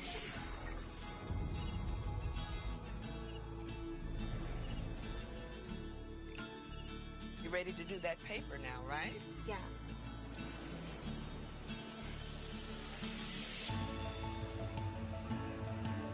In the metaverse, you'll be able to teleport not just to any place, but any time as well. Ancient Rome. Imagine standing on the street. What did I say? I literally said, yo, for all the history people out there, imagine now it's no longer boring history. You reading the history book. You going back in time to see what's happening. You want to see JFK shot? They got you. You want to see Caesar take over Rome? They got you. You want to see anything crazy happening throughout history? They got you. Like, bro, oh, man. The nigga that makes the slave metaverse, you gonna get canceled. You gonna get canceled for sure. Oh nah, it's crazy, but that's also like this is like the tangent, but not a tangent. Yo, I want to see the homeless nigga on the street. I want none of these niggas to have good breath. Yo, fucked up teeth, snaggletooth, all that shit. Oh nah, yo, you want to go back to? I want to see the leprosy. I want to like. You want to see the lead poisoning? Oh, I'm crying. No. What I was going? Oh, you can see the gladiator fights too, I guess. But nah, there's a guy on YouTube, right? I think his name's like Polymathy or something, and I don't know how, but he speaks fluent Latin. How Lord knows how he learned. I don't mean when I say fluent, I don't mean like theoretical. Like he speaks like he goes to Rome and tries to speak Latin to the people. And the reason I bring that up, if I go here, I better be hearing them speak some Latin. I better be hearing them speak some Latin. Yo, if I go to ancient Peru, they better be speaking like some Incan language or something. I better not be having no bullshit. Yo, hey, they speak English like. Don't worry, no. Yo, they better have the best historians on this bitch. This needs to be authentic as fuck. It gotta be authentic as fuck. Yo, I'm sorry, Jersey, y'all, but this shit is wild, man. This shit is wild. It is. Yo, I can't with this nigga's Mark Zuckerberg. Hearing the sounds, visiting the markets to get a sense of the rhythm of life. Oh, what the 1,000 years ago. Bro. Imagine learning how Yo, this shit look like Game of Thrones. What the hell is she looking at? It does. Yo, can I go on Viking raids? Yo, like in Assassin's Creed, can I go on Viking raids and go and pillage villages and whatnot? Yo, I'm pillaging the fuck out of places, bro. Yo. Yeah. That's the school trip? That's the school trip? That would be dope. If these were field trips, oh Lord, this would be dope. I wish I had this one. It was field trip time for me. Yeah, the broke schools, they gonna have to rent them. They're gonna have to rent them. Yo, 1 VR per kid. Yo, they gonna have to say, line up, come take your turn. One 10 at a time. minutes. One at a time.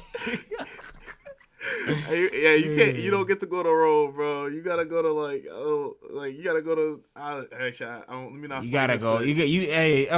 The further back you go, the more expensive. So you can only go back to like the 1950s or something. Damn. You want to go to BC? You want to see Jesus, man? Sorry, you gotta be in the top little schools. You gotta be prestigious. You know what I'm saying? You know it. No shitty bus ride. With your sandwiches in the brown paper bag getting all warm because, everybody prepared the lunches. None of that. Matter of fact, it's required for you to go to school to have a VR headset. And you stay ass home and we taking this trip and it's cooling, bro. That's dope. That is dope. How the forum was built by actually seeing the forum get built right in front of you. Oh. Yo, that is great for kids, bro. To see Absolutely. that is great for it's gonna be so much more hands on into learning what other people do, bro. That is dope. Without actually damn. That's how are they gonna explain the pyramids? All right. They gonna show the slaves. They gonna show woolly mammoths. They gonna show aliens. What they gonna show? They gonna show the aliens coming down. Yo, I gotta see the breakdown of the 9 wonders. Is it 8 wonders? 9? No. Eight wonders of the world. Who knows? What's the one the fucking garden? No, the garden one with the garden. Nah, with the water. I'm not even sure. Damn. Water. It's in India. In India. Hey man. Oh no, he has officially stumped me. He's officially stumped me. Yo, I'm a math major, man. What you want from me, man? My history is not all there. It's not all there. Hi everyone, I'm Marnie Levine. Is it like the best Sheba or some shit like that?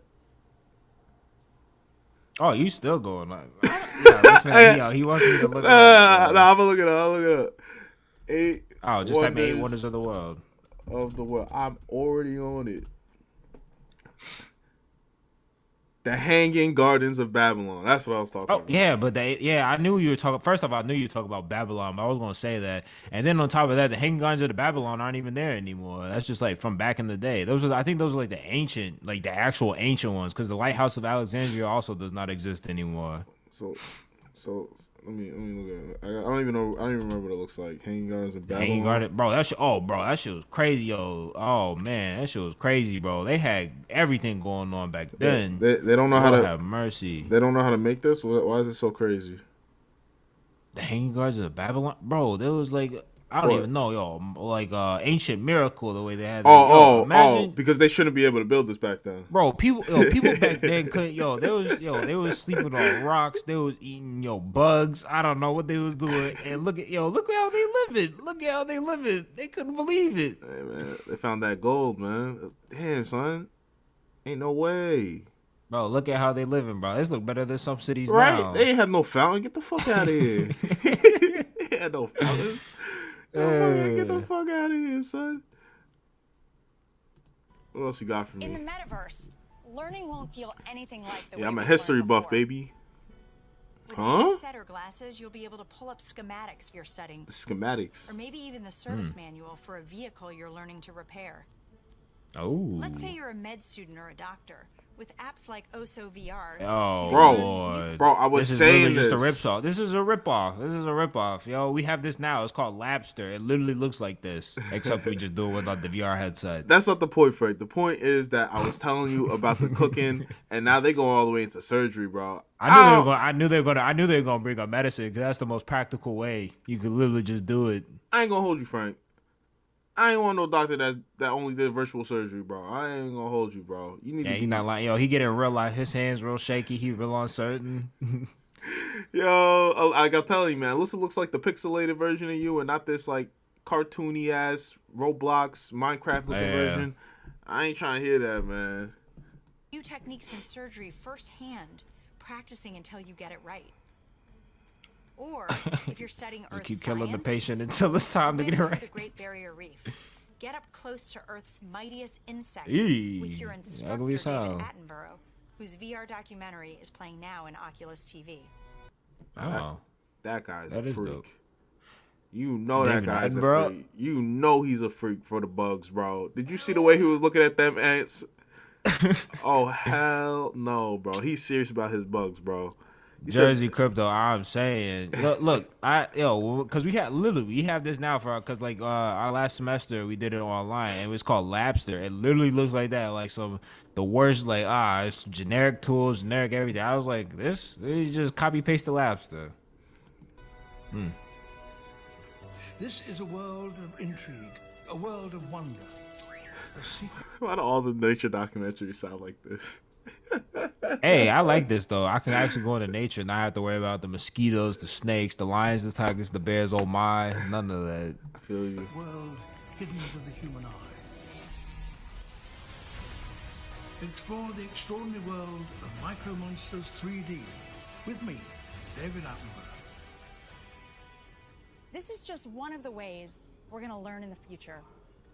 But in order to get there, we're going to need to help build the skill sets of the people who build these experiences. So we're setting aside $150 million to train the next generation of creators to build immersive learning content and increase access to devices. And to help more creators make a living building AR effects using Spark AR, we're going to establish What's so funny? You know, in ancient Greece, brothels were very infamous. Yo, people gonna get suspended for going to the brothels on the field trip. Hey man, I might have to dip off of the class, yo. I'm about to dip off of the class. Go give me a show. Yo, they said they're making GTA San Andreas. Oh Lord. I hope they know what they're getting themselves into. Oh man, yo, bro. I will riot if they don't put the strip clubs in GTA San Andreas with the VR. They have to. I will riot. I promise you I'll riot, bro. I'm weak. Your favorite OnlyFans girl gonna be in there. Wow. Live OnlyFans? Wow. professional curriculum and certification process, make it easier to monetize, and put our Spark AR curriculum on Coursera and edX. Thanks, Barney. So that's a glimpse of the kinds of experiences that you might have in the metaverse. From connecting with friends, to gaming and entertainment, to work and education, and creation and commerce. Now, let's talk about how creators and developers are going to build all of this, and about the economy that we all need to create. The last few years have been humbling for me and our company in a lot of ways. One of the main lessons that I've learned is that building products isn't enough. We also need to help build ecosystems so that millions of people I have been in Atlantic City.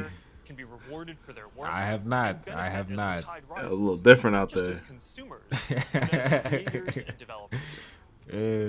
But this period has also been humbling because as big of a company as we are, we've also learned what it is like to build for other platforms.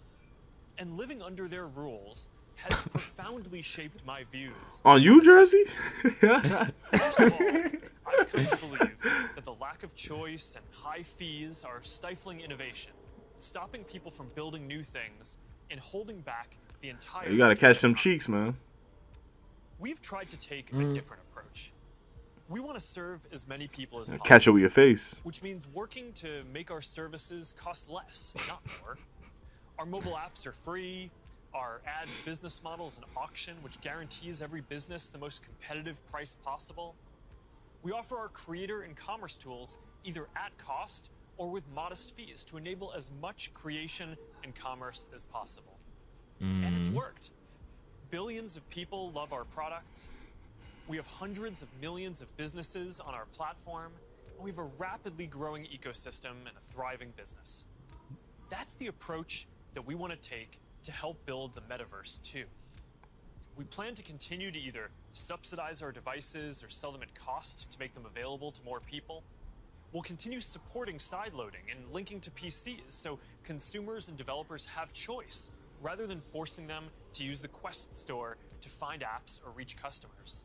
And we'll aim to offer developer and creator services with low fees in as many cases as possible, so we can maximize the overall creator economy, while recognizing that to keep investing in this future, we'll... Yeah, he said the cheek slapped him in the face, blew the glasses blown off. right off his face. Bow, yo. That's... Oh, man. Yo, that man had a good night, huh? some fees higher for some period to make sure that we don't lose too much money on this program overall. After all, while a growing number of developers are already profitable, we expect to invest many billions of dollars for years to come before the metaverse reaches scale. Our hope, though, is that if we all work at it, then within the next decade, the metaverse will reach 1 billion people, host hundreds of billions of dollars of digital commerce, and support jobs for millions of creators and developers. We'll try to lay out how some of this commerce model will work, but I also want to be upfront about the fact that there's a ton that we just don't know yet. What I can tell you, though, is that we are fully committed to this.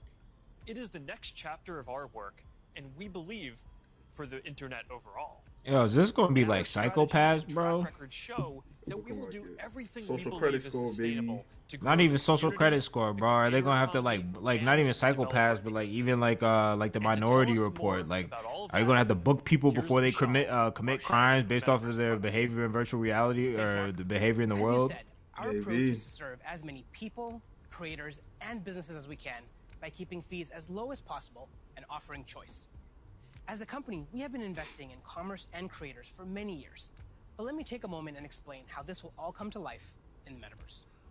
For people, the metaverse will offer more choice than we've ever seen before. And most importantly, there will be a real sense of continuity where the things you buy are always available to you. Today, much of what you buy on the internet is inside a single app, website, or game.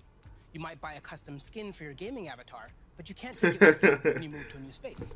This looks like $1 billion shit. That would be the equivalent of buying your favorite sports team's jersey and never be able to wear it outside the stadium. That ass In the jersey future, crypto. you I will was be able thinking to that buy too. digital clothes 150 for your mil? avatar That's and then it? wear them into the metaverse more broadly. For creators, our goal is to provide a way for as many creators as possible to build a business in the metaverse. One thing we've learned from today's digital platforms is that we can't artificially limit innovation. We need to enable as many different types of creators as possible to unlock the best ideas.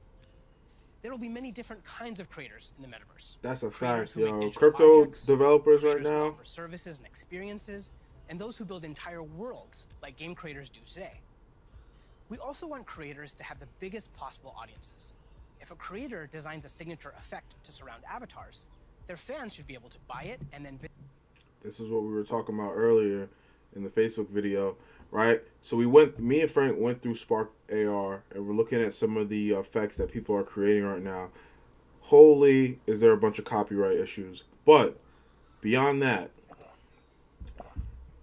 if I'm sitting there making, and we'll show it at the end of this video, we'll go through some of them again. If I'm sitting there making a special effect for the Spark AR, how am I going to get paid? I don't want to get paid in clout, but can I even get paid in clout? That's true. Like, that's true. I don't think so. I don't think you're getting paid as a creator. You're not getting paid. Hey, I don't nah, believe. he's saying we are. Bro, Jersey Crypto pointed out a great fact. He's only allocated 150 mil to that. 150 mil ain't gonna go that far. Only select people gonna get paid. Well, select people gonna get paid, if that. Well, if that. They have to see. They gotta be. See, this is where the transparency comes in. They have to be transparent. Tell me how I'm getting paid. I'm weak.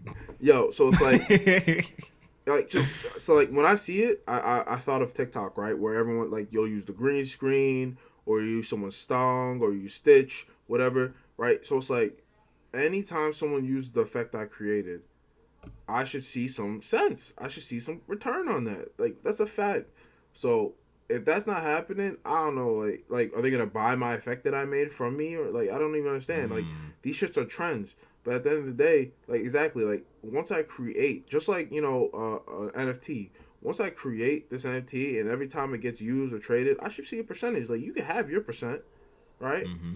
But like I should see a percentage every time it get used. But it's like now you gotta charge people to use pretty much what are Snapchat filters and shit.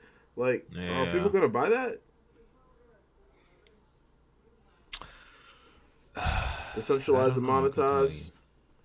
I really don't know how this is gonna work. So let's definitely listen more and see how they're gonna implement this. Visit different spaces to show it off to their friends.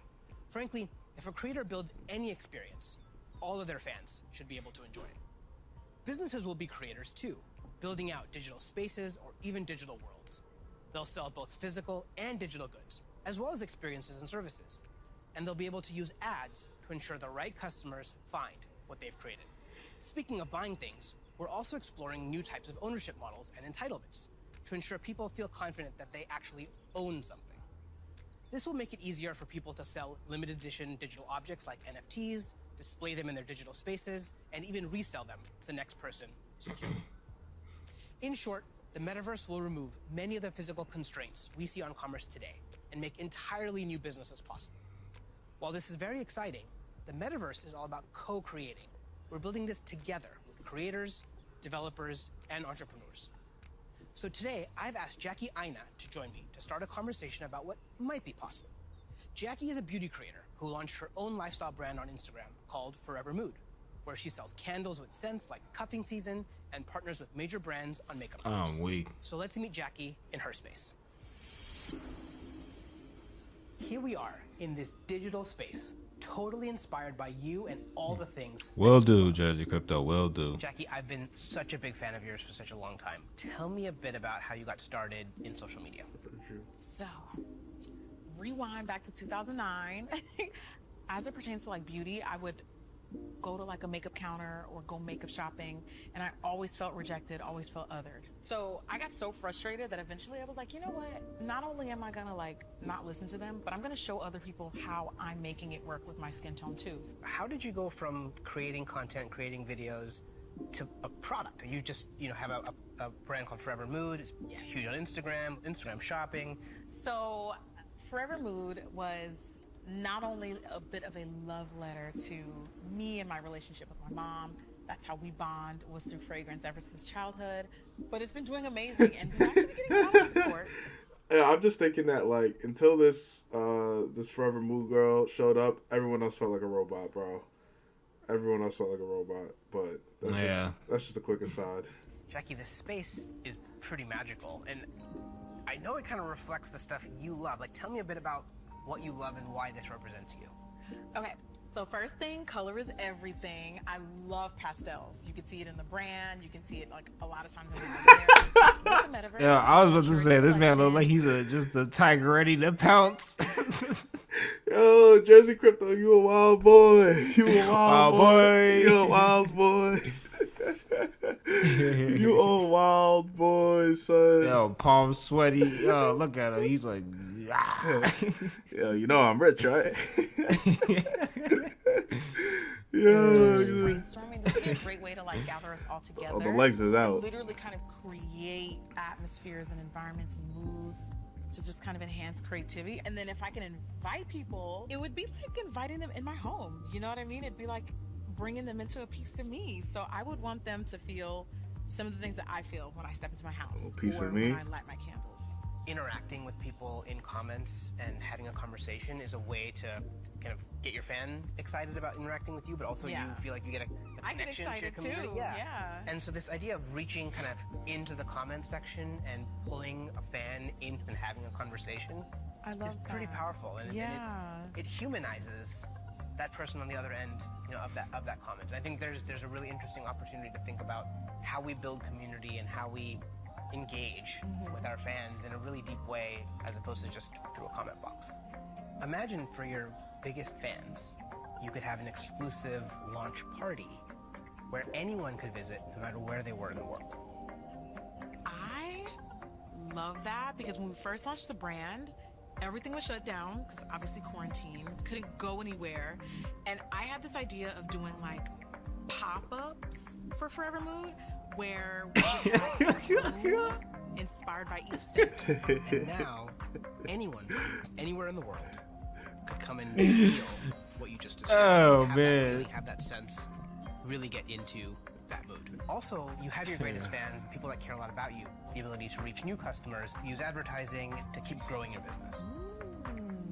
You could also drop an exclusive product in the metaverse, where only available to your most ardent fans who paid special access to get to that product. That's dope. Commerce is going to be a big part of the metaverse. You'll be able to sell both digital and physical products. The butterfly effect transports us. Yeah, man, he walking behind her for a reason. Holy.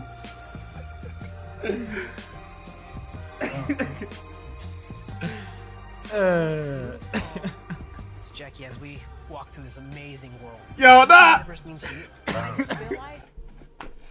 Yeah, Jackie, as we walk through this amazing world. Yo, man. Yo, you would have thought he was fucking player vision, bro. yo, put a gold chain around his neck, bro. Oh man. He knew he was doing. He said ladies first.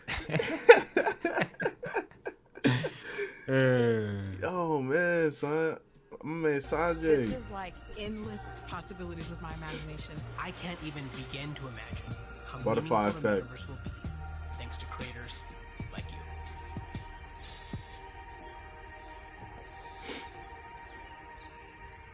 There's a lot here to be excited about. Just like the internet today, more people are going to have the freedom to back find a to the business robot. model that works for them. Whether that's custom work, tipping, subscriptions, ads, or other monetization tools that may only make sense in the metaverse. Now think about how many people make a living on the internet today. How many of those jobs just didn't even exist a few years ago? I expect that the metaverse is going to open up lots of opportunities for That's a people. fact. That's what I was thinking. I misheard, man. Confidence in this general direction. We're investing significantly in building for this future. But the reality is that no one knows exactly which models are going to work and make this sustainable.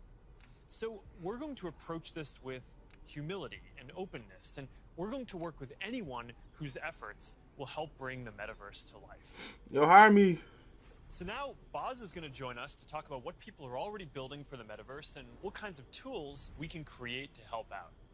Hey Boz, I'm still kind of jealous of your robot avatar. Yeah, man, you gotta have the robot when you're working your dance moves, right? I mean, of course. Look, Mark, we've been working on Facebook Reality Labs for a long time, but we always kept the same vision, which is that we want to build tools that help people feel connected anytime, anywhere. And that vision is what drives us today, to help people get together in virtual spaces. We've come a long way since the early days of VR, thanks to the developers and the creators who see the potential to entertain and to educate. But of course, we still have a lot farther to go. So to keep the pace of innovation moving faster and empower more use cases, we do have a few exciting announcements. Today, we're introducing the Presence platform, which is a broad range of machine perception and AI capabilities that empower developers to build mixed reality experiences on Quest 2. Now, you want to tell us more about the Presence platform? Yeah, we've said before that realistic presence is the key to feeling connected in the metaverse.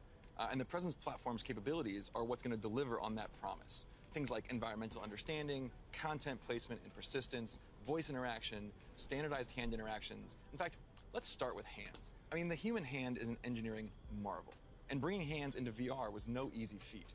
It required a lot of collaboration against product, design, research, but we continue to improve that product, finding new ways to navigate with gestures and interact with VR.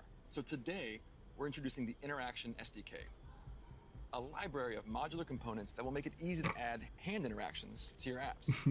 That's pretty exciting. Yeah, we really think this is going to help people accelerate the build time for new and existing titles. Literally said that he had to fit it on his head before the thing, make sure it was right. Now, in addition to hands, there's another exciting interaction space for VR. That's your voice. The Voice SDK lets developers integrate voice input into their games and apps so they can create new gameplay and navigation. So soon, you'll be able to jump into a FitXR workout and shake up your routine just by saying, "Surprise me." Oh, yeah, I've tried this one before. This one's really tough. Yeah, me too. It is. Since we launched the Pass-Through API, we've already seen breakthrough experiments from developers that blend the virtual and the real world. Soon, with our next SDK release, developers will be able to ship their mixed reality apps on the Oculus Store and an App Lab. Now, of course, access to pass-through by itself is not enough. To achieve that rich mixed reality experience, apps also need to be aware of things in the room and, blend the virtual objects with the physical environment around them so they can coexist in the same space. So developers want to be able to place, persistent world-locked content like animated holograms or your Instagram feed in your real space. And tools like spatial anchors and scene understanding capabilities will help make these mixed reality experiences feel seamless. Now, I'd gladly nerd out with you on the technical details of this with you. I know. But I think it's better to show you. Load the world beyond. This is Oppie. Oppie, come on, Oppie. Who is a good persistent state virtual VR object Pokemon? layered on an interactive pass-through environment? Oh, you are? Yes, you are. Oppie, sit. Pets in the metaverse, man. Just as stubborn as they are in the physical world. You know, Buzz, I always really wanted a forest in my living room. Did you? Not really.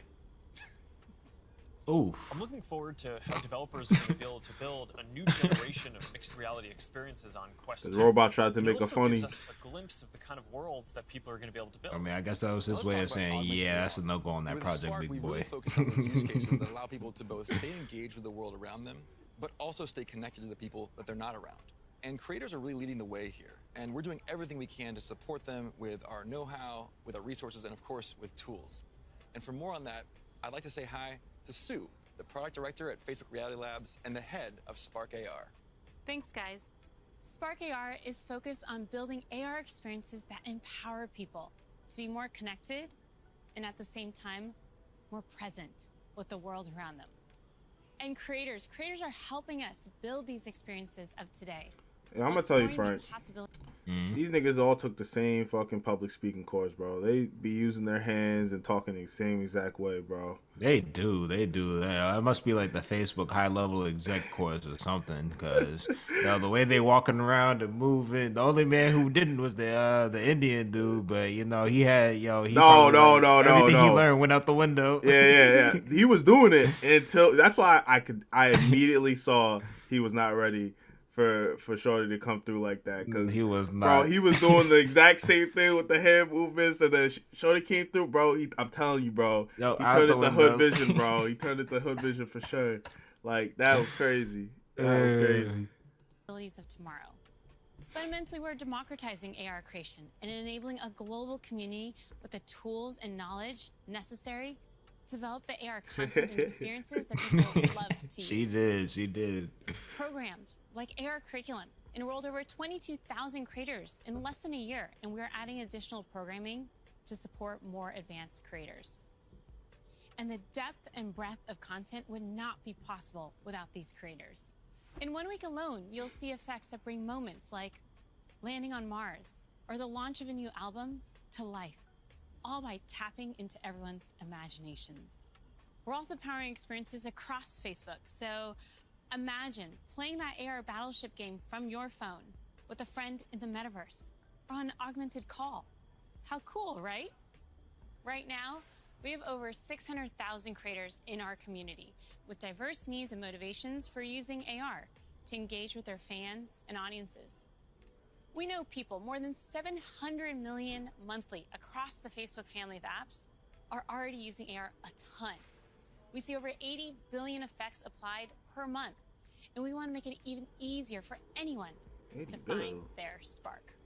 So we created a tool, codenamed Polar, that makes AR creation possible for novice creators who have no prior experience in art, 2D or 3D design, or programming. Think paint by numbers.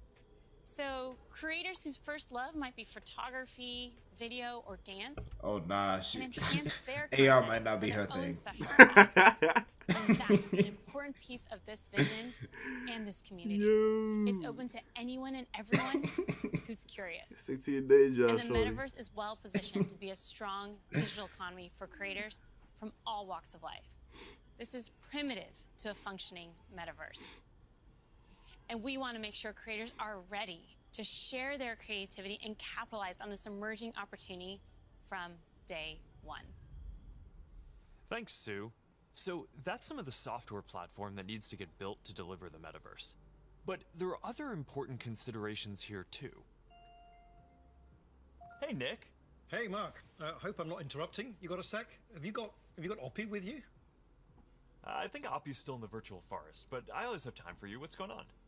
Look, I just love the presentation so far. It's such visionary stuff.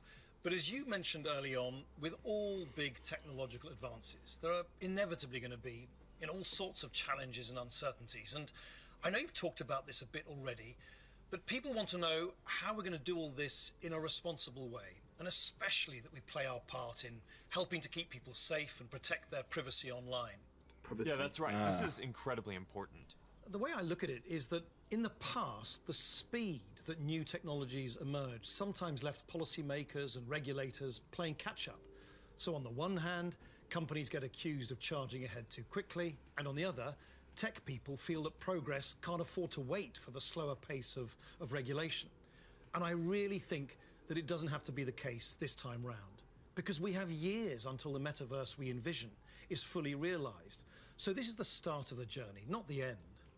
Like I said earlier, interoperability, open standards, privacy, and safety need to be built into the metaverse from day one. And with all the novel technologies that are being developed, everyone who's building for the metaverse should be focused on building responsibly from the beginning. This is one of the lessons that I've internalized from the last 5 years. It's that you really want to emphasize these principles from the start. So at Connect last year, Boz outlined our responsible innovation principles, and the first one was never surprise people. Right, and that means being transparent about how things work, what data is collected, and how that data is used over time. It also means giving people easy-to-use safety controls, as well as age guidance and parental controls for when youngsters are using these products. And we're spending a lot of time talking with experts and getting perspectives from outside the company on what we're building, even before we build it. And this is about designing for safety and privacy and inclusion before the products even exist. And one example is what we're doing with Project Aria, our research device that helps inform the AR glasses that we're building. We're also funding external research on this. You know, last year we announced grants for research on the impact of AR, VR, and smart devices on people who aren't currently using them, especially communities whose perspectives have often been overlooked, as well as best practices for creating inclusive environments in virtual spaces. And this year, we're opening up support for even more research, because we need those independent perspectives to make sure that we're living up to another one of our principles: consider everyone. And that point is so important. Blah, because this blah, is a collaborative fucking blah. exercise. And in particular, we need to make sure the human rights and civil rights communities are involved. So these technologies are built in a way that's inclusive and empowering. One of the advantages of starting... Look, man, take all this shit with a grain of salt. Once they said everyone, I threw it out the window. You can't please everybody. Everyone. I threw it out the window before they said everyone. They said they want full transparency. Who are they kidding? they said they're gonna tell us what data they're collecting. So, like, if you guys don't know, good luck. Right? Yo, you see how like, if you go into an app, you know, man, there is a laundry list of shit. They want access to your microphone, your pictures, your email address, your phone location number. Don't forget your location.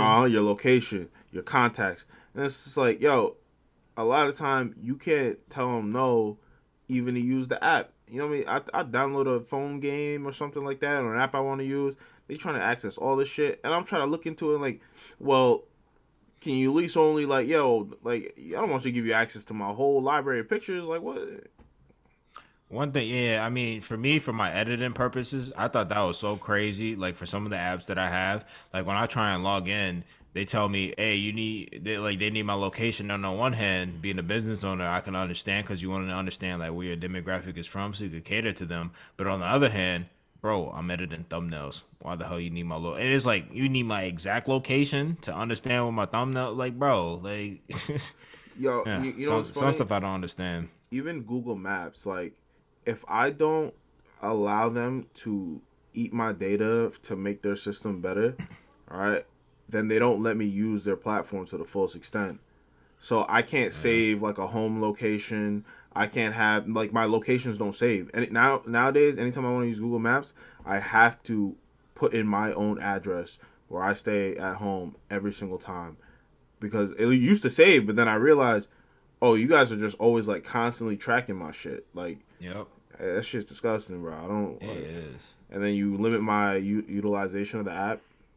Nasty shit. What was the responsible thing they're talking about with development?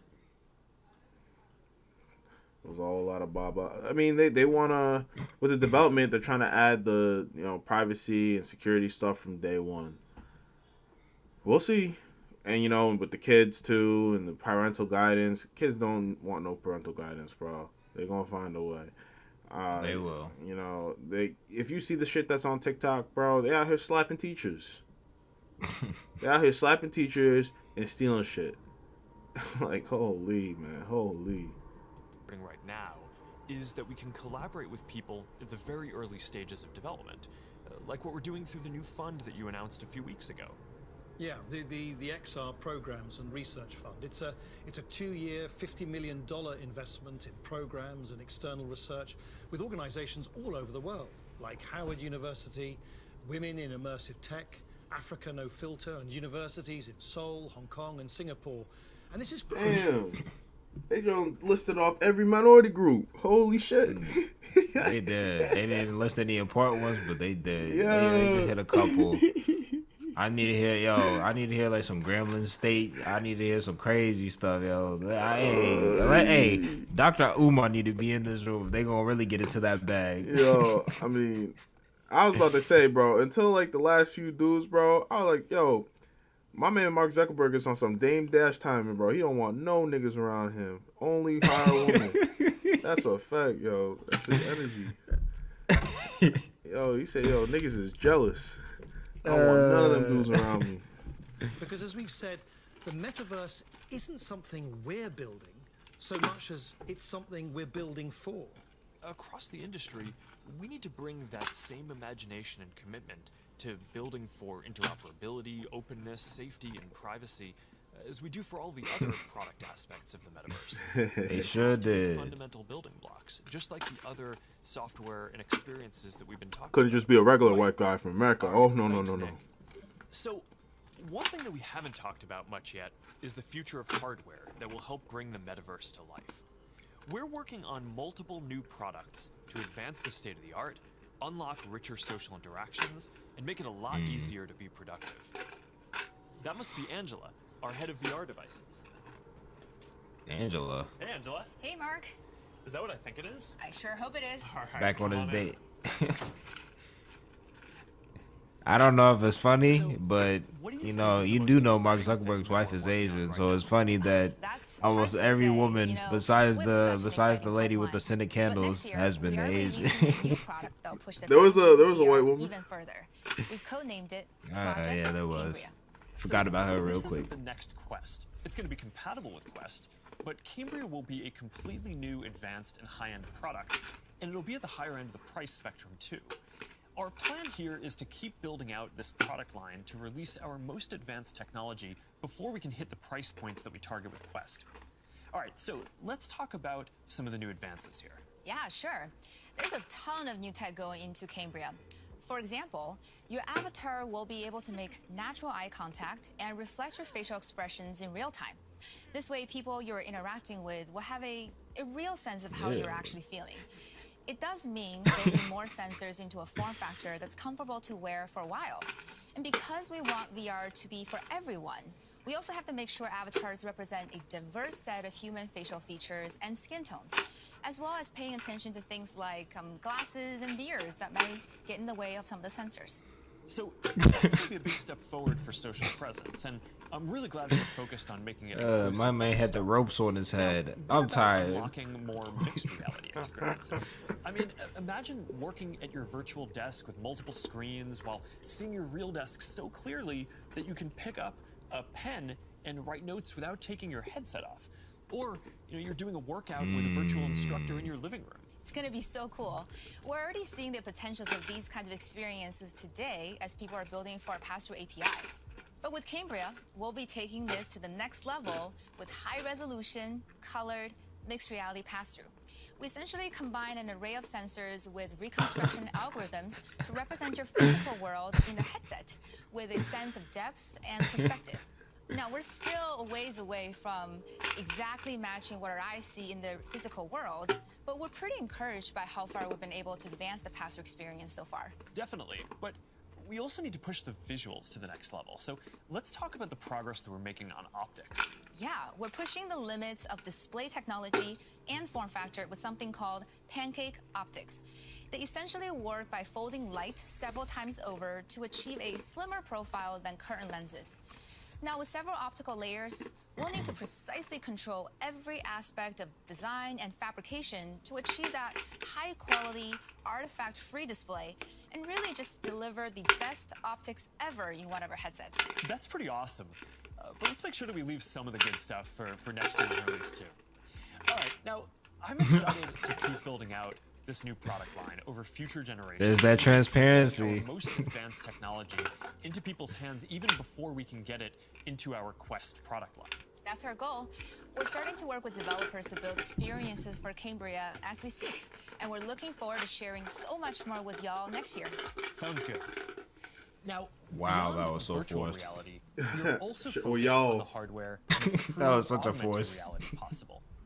In a lot of ways, augmented reality is even harder. Not just because we need to invent a completely new optical stack that's not based on screens, but because we basically need to fit a supercomputer into a pair of normal-looking glasses. That's what I was saying. So we're approaching this problem from two directions. First, how much technology can we pack into a pair of normal, great-looking glasses today? And second, how do we take the long-term tech stack to do everything and keep miniaturizing and improving it until it fits into... Yo, Jersey, you talking about me? I'm sorry, bro. My water was frozen. I was thirsty as hell. Just the ice block rattling around. Nah, Hasn't melted yet. yo, why you tell me anything, Frank? You hear it live time. Oh, I didn't hear it. Nah, because I was drinking my water too. That's why. To a pair of normal, good-looking glasses. On the first path, last month we launched Ray-Ban Stories, our first smart glasses in partnership with EssilorLuxottica. They're not full AR glasses yet, but they let you take pictures and videos, listen to music, and take phone calls while you're out looking at the world instead of down at your phone. And we built leading privacy features into the glasses, like the LED light whenever you're recording, which phones don't even have. And we delivered this in the iconic Ray-Ban style for just $299. These are all steps along the path to an My embodiment. man was out here dying of The thirst. goal here is true augmented Yo, reality quick PSA. Make sure you drink your water, Kings. Make sure you drink your water. Kings and Queens. Yo. glasses. And we've been working on that too. And today, I want to show you an experience that we've been working on for Project Nazare, which is the code name for our first full augmented reality glasses. Here, you'll see you're chatting with friends on WhatsApp and planning a game night. You can select a game, and then, as you walk over to your kitchen, you can easily just put your game onto the table and you're off. That's the kind of experience that augmented reality will unlock. There's a lot of technical work to get this form factor and experience right. We have to fit hologram displays, projectors, batteries, radios, custom silicon chips, cameras, speakers, sensors to map the world around you, and more into glasses that are about 5 millimeters thick. So we still have a ways to go with Nazare. It's just gonna blow up on you like CeeLo Green. I'm excited about our future roadmap. But even that's still early in a journey that's going to go on. Immersive audio experiences will require a lot of novel technologies. And for the last 7 years, our research team has been working on a Did my broad man get array blown of out of shit? technologies that are necessary for these next generation platforms. Michael Abrash leads this team, and he's going to join me to talk about some of the future technology that we're developing. Michael Hey, Abrash. Michael, do you want to take everyone through our roadmap? Sure. That covers a lot of ground, though. It's going to take about a dozen major technological breakthroughs to get to the next generation metaverse, and we're working on all of them. Displays, audio, input, haptics, hand tracking, eye tracking, mixed reality, sensors, graphics, computer vision. Oh, yeah, talk that avatars, talk. Perceptual science, Oh, AI, yeah. and more. Yeah, you're right. That's a lot. We probably only have time for a couple right now. You wanna pick a Huh? few? The transparency. I think the metaverse is really going to be Yo, he first and said no foremost about connecting transparency. people. So I'd say let's It's all a start with that. facade. Yeah, I agree. The goal here is to have both realistic and stylized avatars that create a deep feeling that we're present with people. Exactly, and we've shown codec avatars. Appreciate you, Jerseys. Thanks for sticking around. Yes, sir. Appreciate that, Jersey. Well, I've always hoped you would ask me that question. And it's a remarkable experience. Yo, let me stop something, bro. Listen, yo, I swear on everything, bro. And I still to this day can't find that video, bro. Of what? I saw a video of them being able to edit videos so that you look like you said something that you never said. And to this day, I cannot find that video anymore. I don't know what they did with that technology. Facebook bro. being able to do that? No, not Facebook. I saw the video like on WorldStar or something. You mean like the deepfakes? No, bro. Literally, they were like demoing it, bro. They can take your face, right? And you could say a sentence like, say, hey, I like dogs. And they will change that shit to you like, I like cats. Bro, I couldn't believe what I was watching. But look at it. Look at this. This shit looks crazy. Like, how did they... this looks better than 2K. Yeah, it does. It to see does. codec avatars in VR, and photorealistic avatars will be a huge breakthrough. But they're only part of the picture. Yeah, because you're not always going to want to look exactly like yourself. That's why people shave their beards, dress up, style their hair, put on makeup, or get tattoos. And, of course, you'll be able to do all of that and more in the metaverse. So this next video shows how we're making progress on part of that with hair and skin rendering and relighting for 3D avatars. Yo, that look like a real dude. It does. He's going for some medical. Bro, he even got a boil on his lip. Now, I want to point out this technology is still very definitely. Yo, what are they supposed to do? Edit it off? It shows the really high level of fidelity that avatars. Yo, man, give my man a filter. Notice that you can see the individual pores on his skin. Now, Yeah. clothing is another important way to express Yeah, yourself. that's crazy. Whether you That's want like to 8K. simulate your actual garment, say you're making a quick call with your grandmother, or maybe you just want to be wearing a stylish blue Oxford shirt like me. You're going to need the ability to simulate clothing. So here's an early look at hand-cloth interaction. And you can see how the movement of the cloth when the hand touches and stretches it is really remarkably accurate. Now, to use your avatar to teleport to a meeting, Oh, he or got sit these down dudes for a in the chat fucking metaverse, sweatshop working you on also this. need realistic virtual spaces to be with people in. So let's look at that. Contrary to how this looks, this is actually not a video of the physical world. It's a 3D reconstruction of a mock apartment, which I guess just became clear when that bowl took off by itself. Exactly. So what you can see here is that a researcher is moving around various objects on the right, and then on the left you can see the high fidelity real-time rendering of the space in the moving objects on the left without the researcher. So what's critical here is that this is all happening in real time. That's what's novel here, and that's what differentiates it from CGI. So what we've seen so far is pretty awesome, but we all know what we want. We want the whole package, a full body avatar in a virtual environment, so you're just there.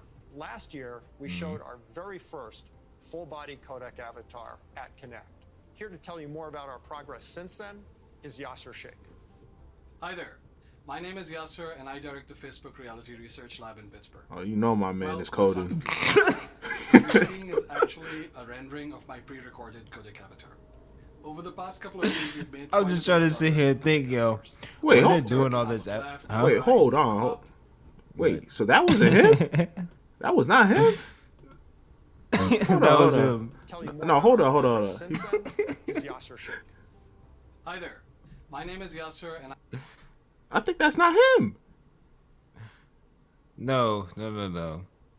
The reason why I'm laughing is, bro, because this man Yasser Sheikh earlier, like when he was in the VR earlier, like when it was just the two of them, bro, his jaw was moving all crazy, like it was not synced up, and now it's just like, yo, he's sitting here telling us about the AR VR experience, and it's just like, bro, like you couldn't get your jaw to move right first. You gotta chill. Hold on. Is this him or not? This is the real him or the VR him?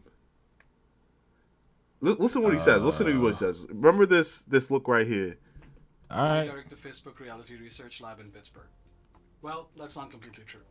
What you're seeing is actually a rendering of my pre-recorded codec avatar.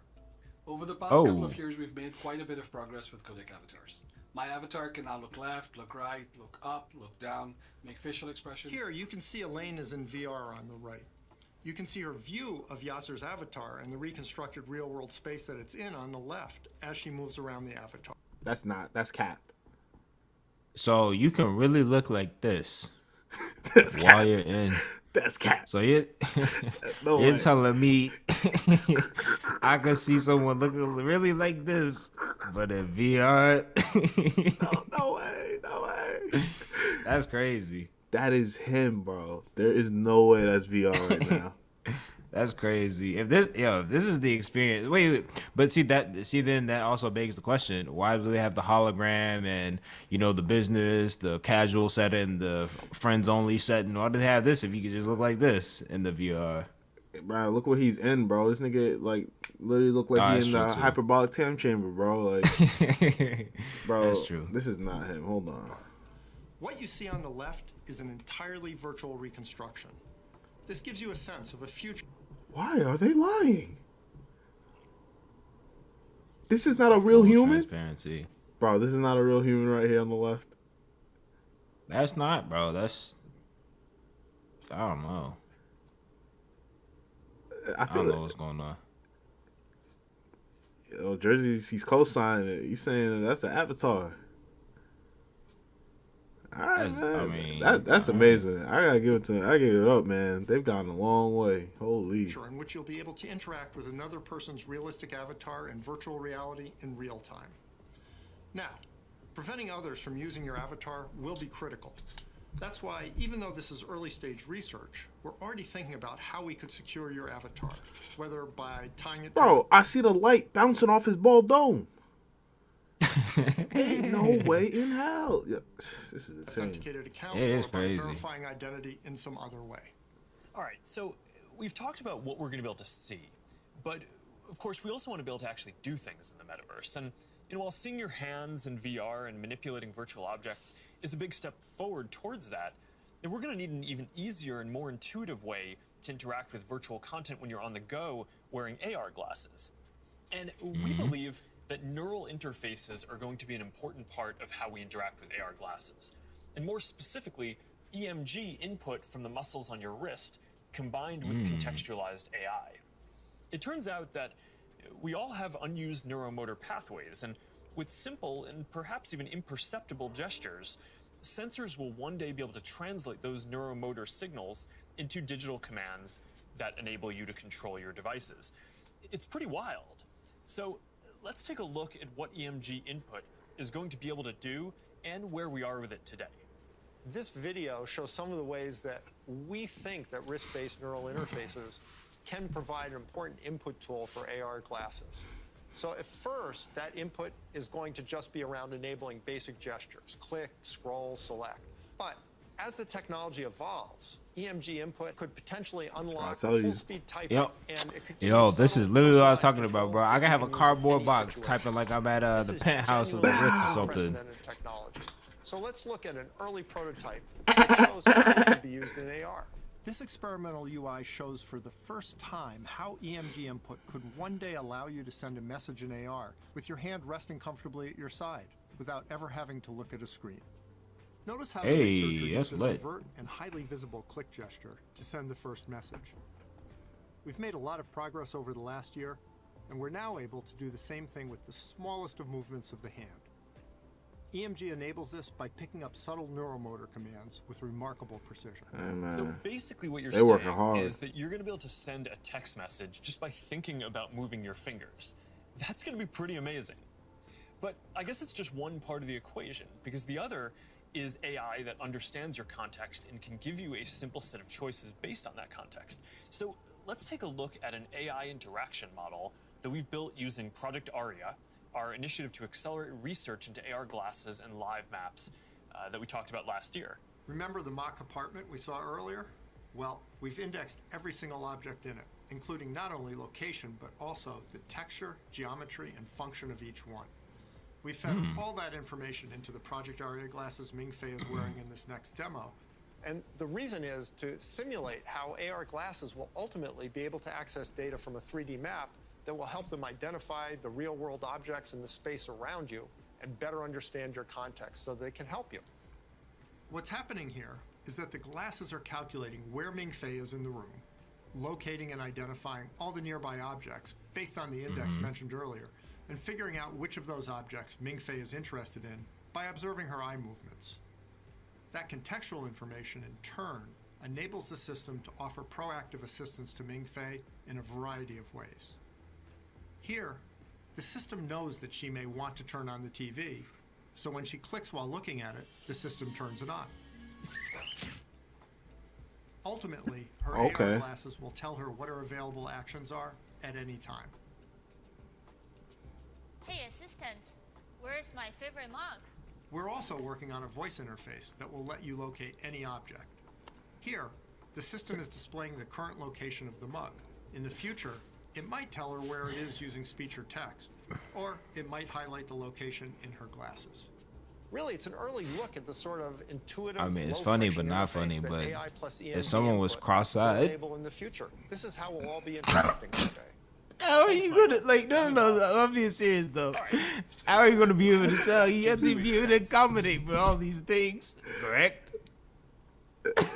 It's for everyone. It's for everyone. It's no, but it's not even just if you're cross-eyed. What if you have one eye? What if you're blind? Like all these different things. Okay, not blind, but you know what I mean. The people who are like legally blind and stuff.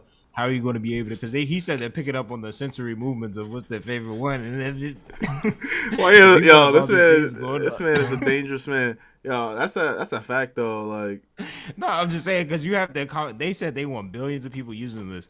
Not everybody has perfect eyesight. Not everybody looks straight. Not everybody has two eyes. So my man Mark Zuckerberg forgot about the vision challenge, man. He said everyone.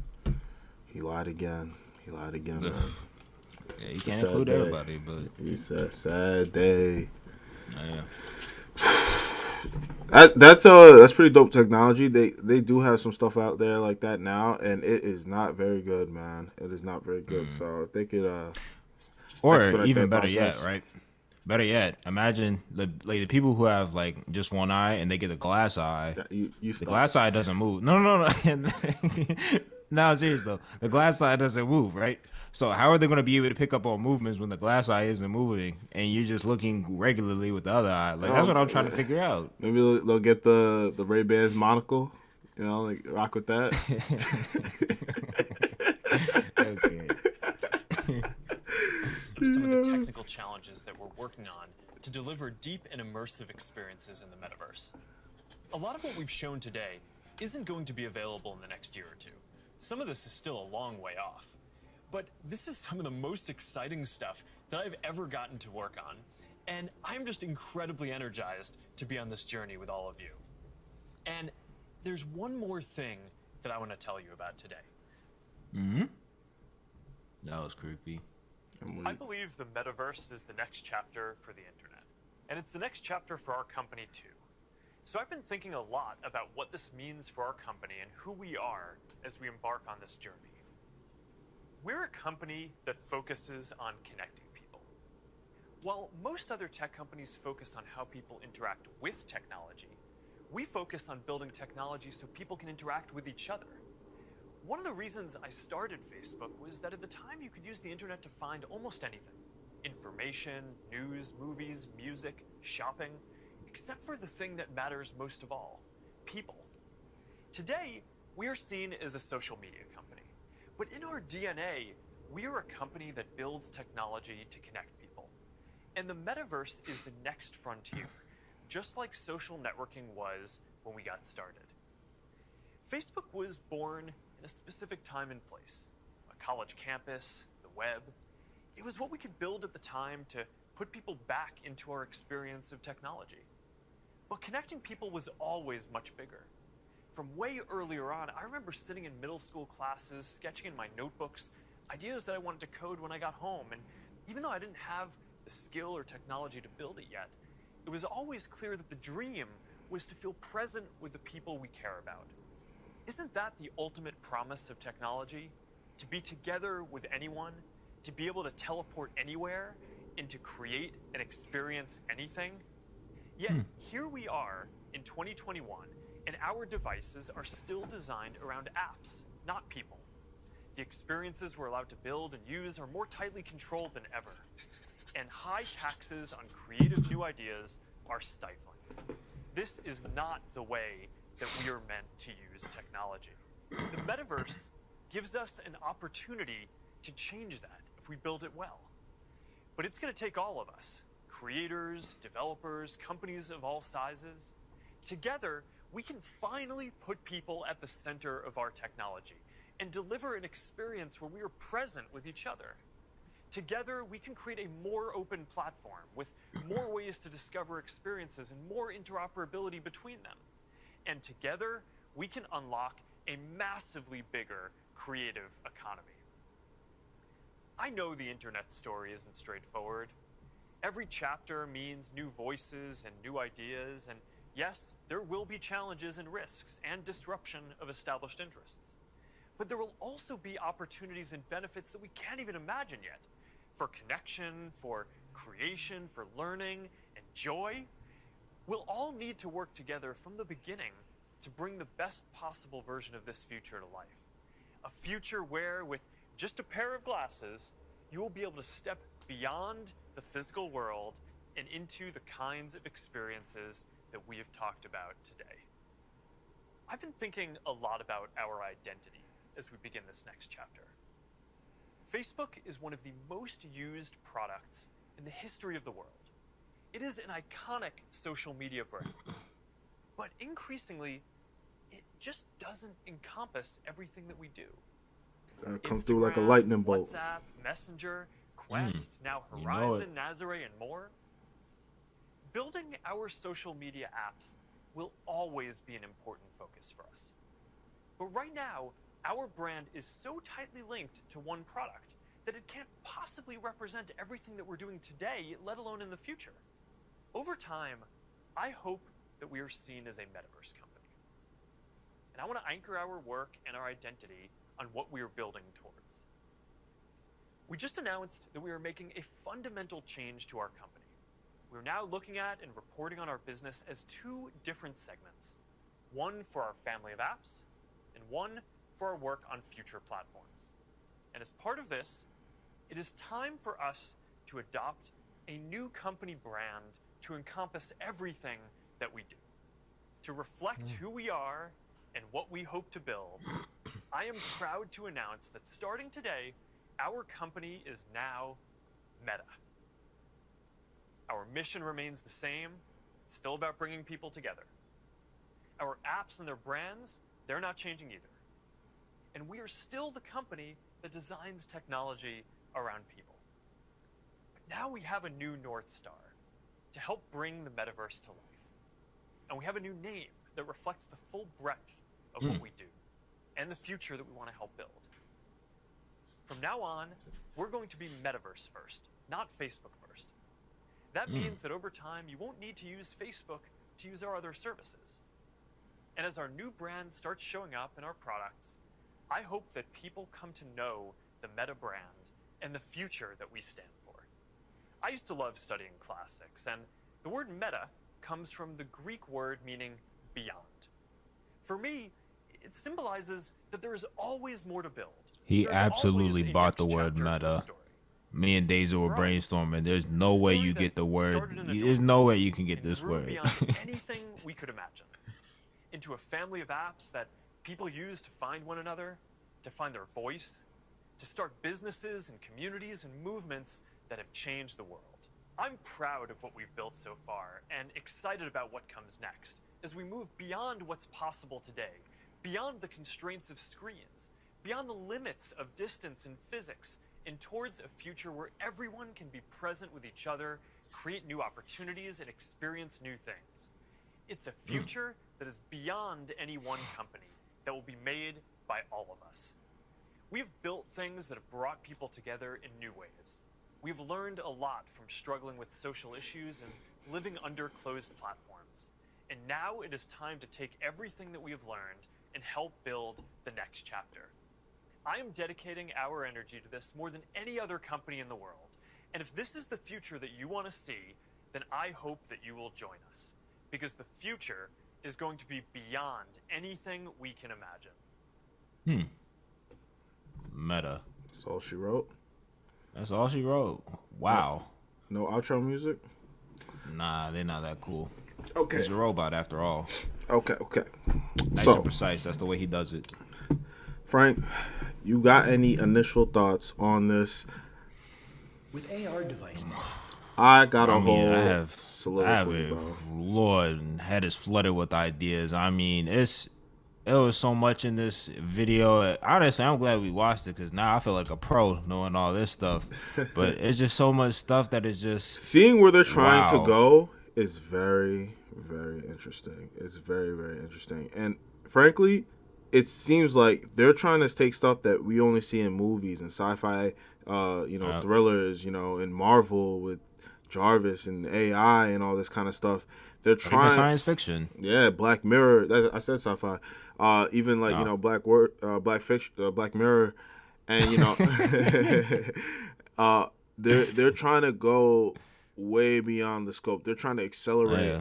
and I don't know if it has to do with Facebook dying or whether he really actually cares about this in this space and this part of the future that maybe a lot of people are dying for. I mean, I knew as a kid that I wanted a sci-fi world, bro. I always Oh wanted. yeah, same here. I'm trying to live like the Jetsons. I'm trying to live like all that other stuff, man. I'm trying to be out here, robot cleaning lady, virtual reality, groceries, holograms, all that stuff. And another thing too that I would like to say, now he was sitting here talking about, or how you mentioned, you don't know if Facebook's dying. I mean, Instagram's still around and all this other stuff. WhatsApp, but I mean, no. Like, Facebook. are you gonna base? No. But what I mean is, are you gonna base and this is kind of like agreeing with what you said. Are you basing the next 20, 30, 40, 50 years of your company, like you're basing that entire longevity off of basically a messaging and connection app? Like, bro, we moving away from that. We pretty much already moved away from that. Like, we're at FaceTime now. We don't even really who really uses Facebook like that. Like, yeah, you use Messenger, but So they actually came out and said, yeah, they have a problem with getting kids to use Facebook. Absolutely. So this takes a lot of guts. What Mark Zuckerberg is trying to do, because it could flop. It could flop. There could be people that come out and do it better than him. But he's making his stand right now, and he's going all in to be. And a lot of people don't understand, but being the first it's a big advantage. Being first and coming out this hard for it. Yeah, and, bro, they came crazy. It's not like this is just some lab schematics and drawings. But they came crazy with it. This is clearly years of research. Oh, yeah, years of research, years of preparation. Oof. I mean, of all the things in the video, if you can remember, what are you most bullish on? What are you the most interested in seeing? You can only pick one. Bullish on one of the most bullish things I'm definitely one of the things I'm definitely most bullish or most excited about. I can't really say bullish because not like I can invest in metaverse just yet. It's definitely the workrooms. I think that's going to really just change the game because, I mean, y'all already see it's like the workers' revolution going on and throughout the country. Workers don't want to go. People don't want to pay the correct prices. So now it's just like I can literally cut down costs. I could cut down logistics and everything and pretty much work across the world with somebody. They could literally be right in front of me. I don't have to have so many. I don't have to go out and buy $3,000, $4,000, $5,000 setup and everything like that. I think that's super awesome, super amazing. So I'm really excited about that. And another thing too that I'm just so excited about, I'm the money man. I love the fact that they're thinking about a digital e-commerce space where it's like VR, AR, and businesses or people, they could just set up stuff for their business within the actual virtual reality world. So if I was like, hey guys, you guys want to come book a consult, for Cobbs Capital? How about you go into the VR? We'll be there for you for the next couple of hours. You can come through, or we'll leave a PDF for you where you guys can go buy it and watch read through it, stuff like that. And I think that just opens to a world, or not even world, like an entire like multiverse of just opportunity and just what could happen, what should happen. Like, oh man. Before I even answer, I definitely want to address what Jersey said. He definitely knows where the market's heading, but you can't forget that this still takes guts. And honestly, like after watching something like this, it honestly makes what Bezos and Elon are trying to do. It makes it look like I don't want to say child's play, but yo, like this. Bro, I know you're not about to disrespect Eli. Hey, no, you will not Look. tolerate Eli slander on this. Look, man, on this stream. You know, this man Elon going out of space. This man Elon, not even out of space. This man going to Mars. Hey, yo, let me tell you, bro. Like, this makes me think, why the fuck are we going to Mars? What the fuck are we going to Mars for, bro?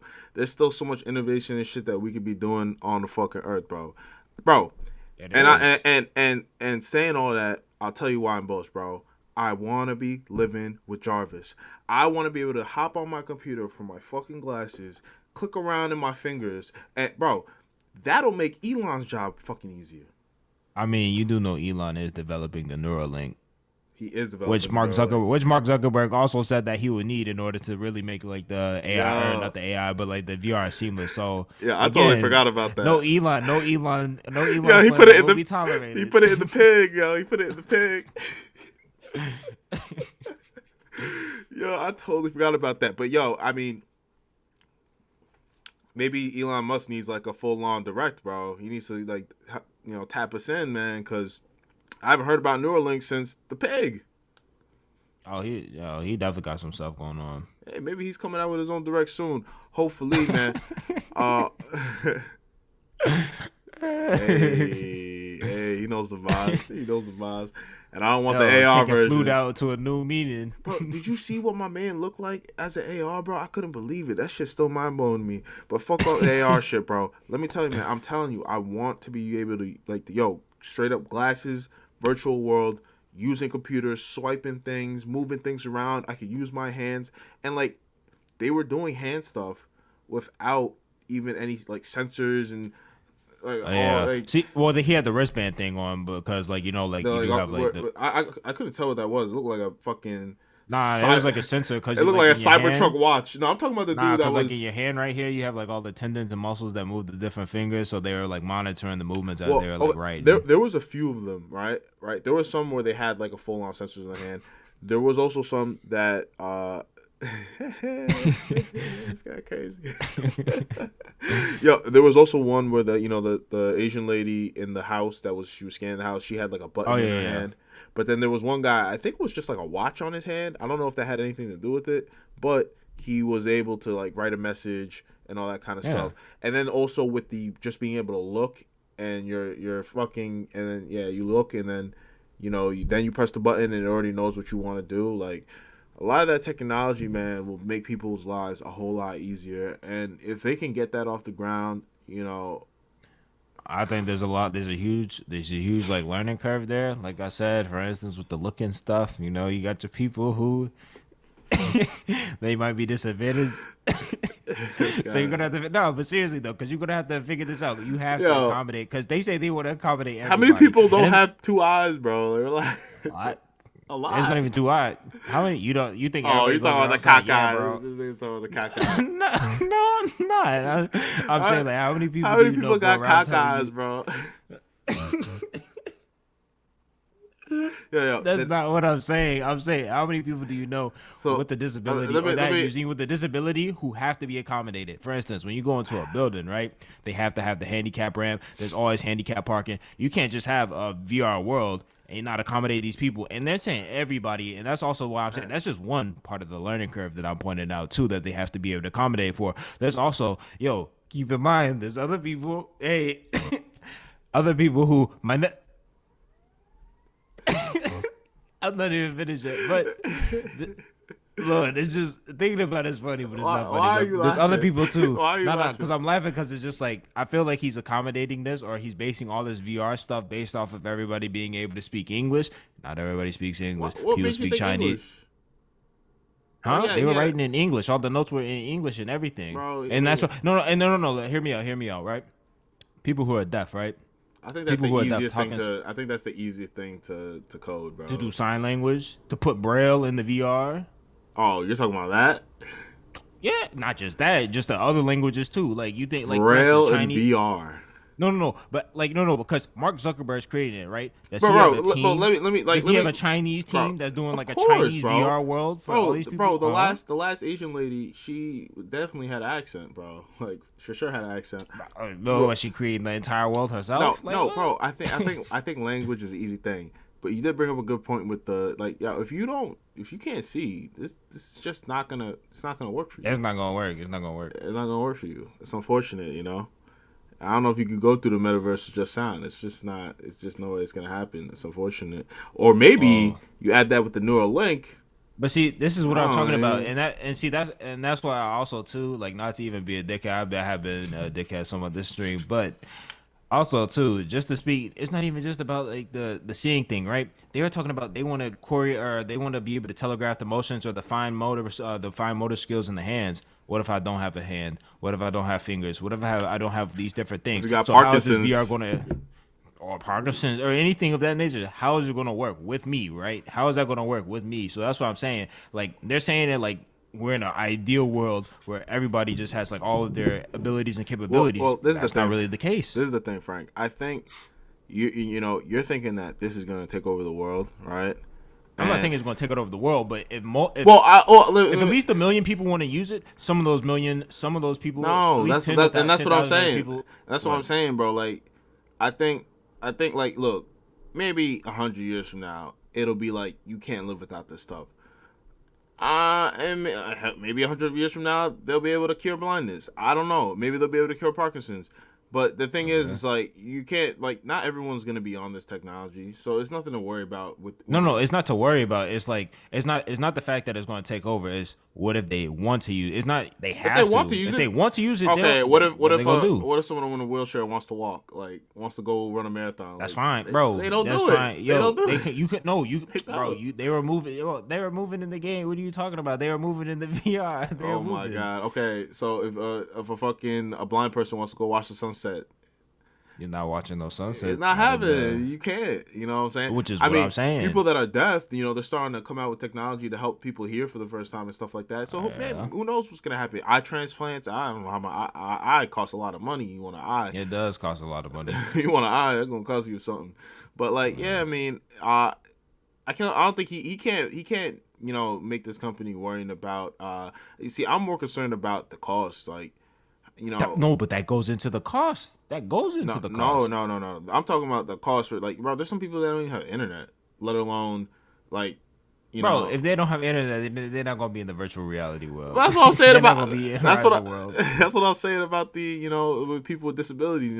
It might not just be optimal for you, but even still, like I was saying, I don't think this stuff is gonna literally take over the world by storm. I don't think we're gonna be walking around and everyone's gonna be playing VR games outside in 10 years. Of course not. In 20 years, because it really is about the kids. Because look how TikTok just blew up. Look how NFTs and crypto is blowing up. Like, there's NFT creators that are making NFTs at 14 years old. Yeah. And it's like, yo, how the hell you get past KYC and making all this money at 14? Did you have to use your parents? Like, yo, but when they tell you, when you see the articles and stuff and you read the stories, like, it's like, yeah, they did this shit by themselves. That's true. And I maybe the laws have to change, the way things work have to change, because this technology, man, is really changing the game. I'm telling you, man. You go on TikTok, you got kids out here getting millions of views on TikTok and shit, and it's like, do they get paid for that? Like, you can pay. I don't think so. But see, this is also too. I mean, I'll let you finish actually. No, I mean, I'm pretty much like that's pretty much it. Like, also too.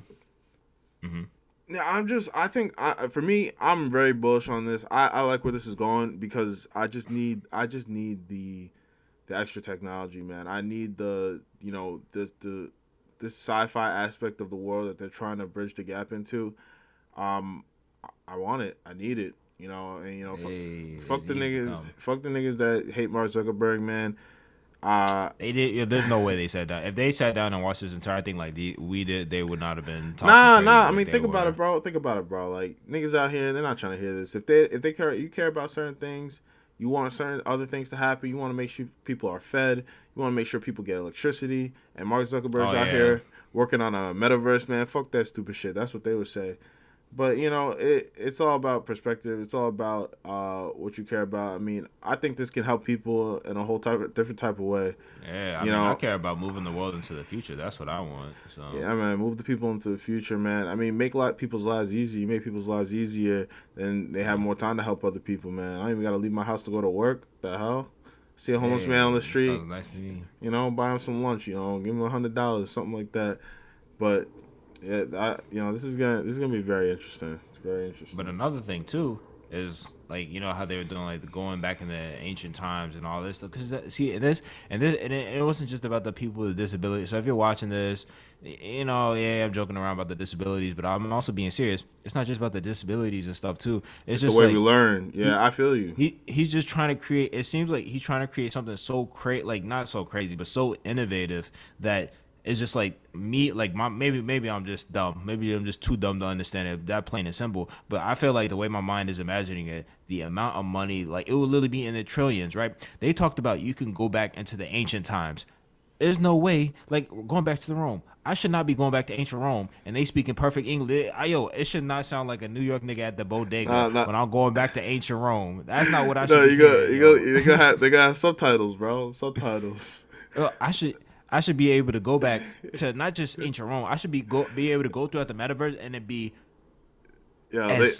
close to an authentic experience as possible. And like, how do you do that without the funding money to be able to like research all these things and put it together? Because I mean, it just seems like it's just so much money to be able to source all these things. You're being a detailed demon, bro. They was focused they was focused on the architecture, bro. These niggas are gonna be speaking like, you know, Tom Nook and fucking Animal Crossing, bro. They're not, you know, just like me.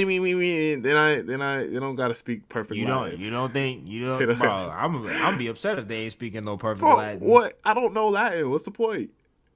You don't have to know Latin. Bro. But that's the point of it. If you were to transplant yourself back into ancient Rome, which is kind of what they wanted, they're not gonna be speaking English.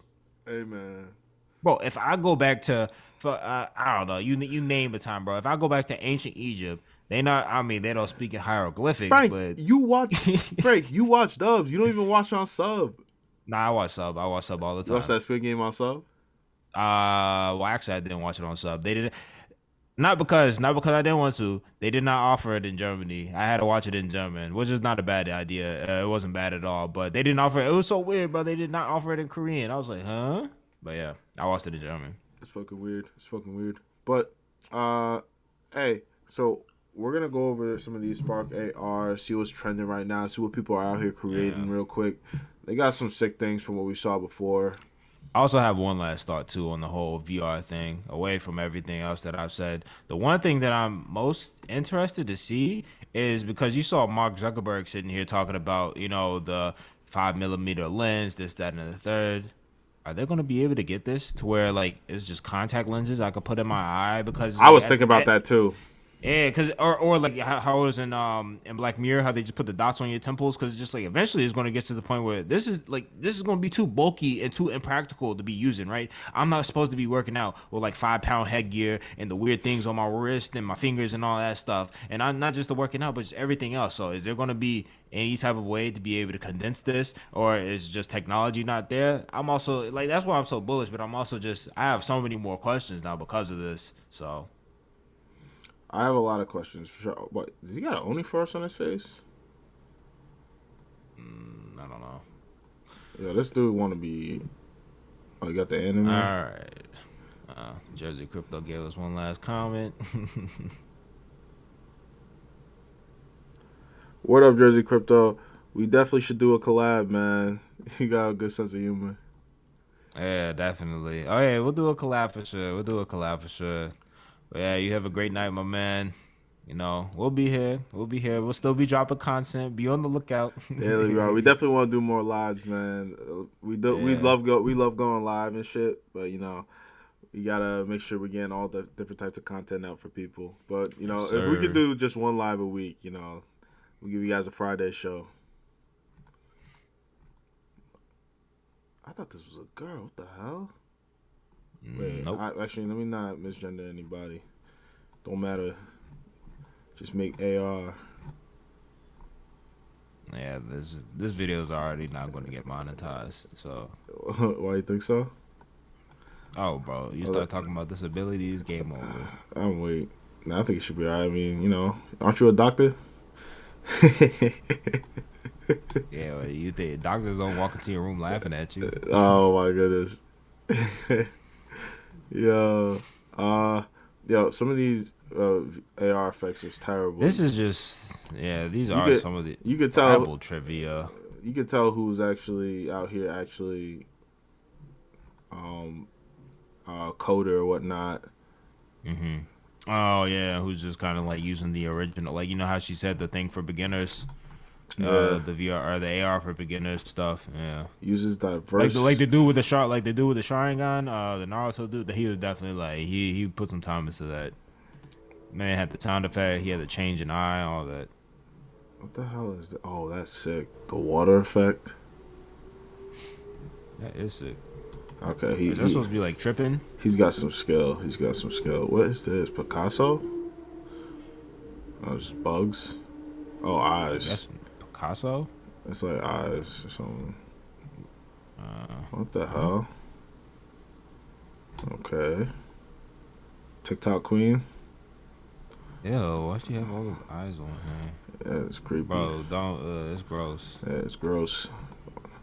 She look like straight cartoon. She does. What? I bet this is how she. Oh, is that her in the mirror over to the right? That's the real her? I had to get out of there. Oh, this looks sick. Whoa. Ooh. Like Android. That's a pretty dope effect. It look like Android. I'm just curious how they're going to apply this to, you know, everything that they're doing at Meta. I mean, it's going to be interesting for sure how, like, exactly, like, what this, like, what's the point, right? And I honestly, it's just, I think, you know, if I had to make a guess right now, it's just going to come down to more content creation. Like, who's going to just make the things that make people go, oh, I want to try that. But also, another thing that I am curious about, doesn't this mean that they're going to have to, like, 10 to 100x the data collection that they're doing? If they're doing this, like, they already collect a good amount of data, but for instance, right, this is going to the gaming example where you have game night with friends. How am I going to have a game night with friends if I didn't use my glasses and stuff to map out basically my entire apartment to be able to have the people come there, have it on my table looking correctly? I don't think you need that, because I think when the game with friends, all you need to do is just look in the direction you want it to, you want to look. And I don't need to, like how she did with like the sensors everywhere. No, because that was my house. That was before that. Okay. Oh, okay. If not, then that's dope. It's just gonna project out of the glasses. They got partners. Let's see if they got any good partnerships. Let's do partners and popular creators. Okay, this guy's in water. You know, I like water. Water's cool. What? Damn, yo, Snapchat got to up their effect game. Yeah, I'm weak. My man got the. Oh.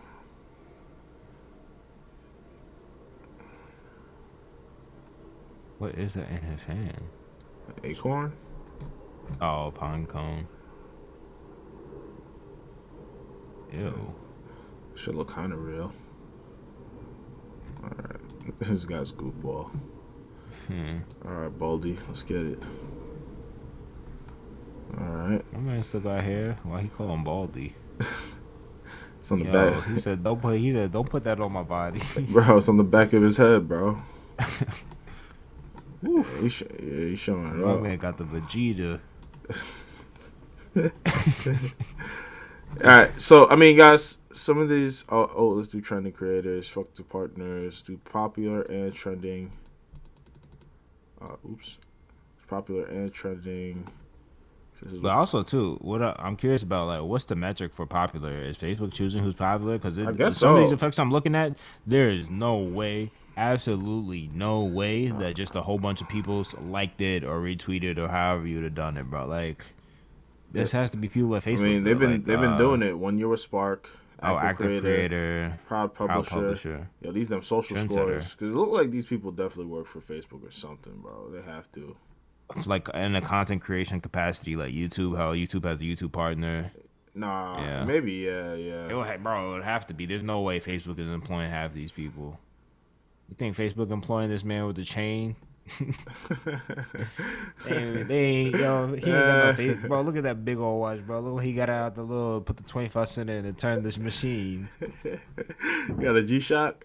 Nah, you ain't even getting the G-Shock out of one of those. All right, and let's see new portfolios 0. Let's do trending new. This is all. This is it. Antisocial. Oh, you just put all the. All right. That's a real brand too. Antisocial Social Club. Yeah, I know. And the Playboy, like. New portfolios, popular creators. All right. It's got volume. It's his mustache.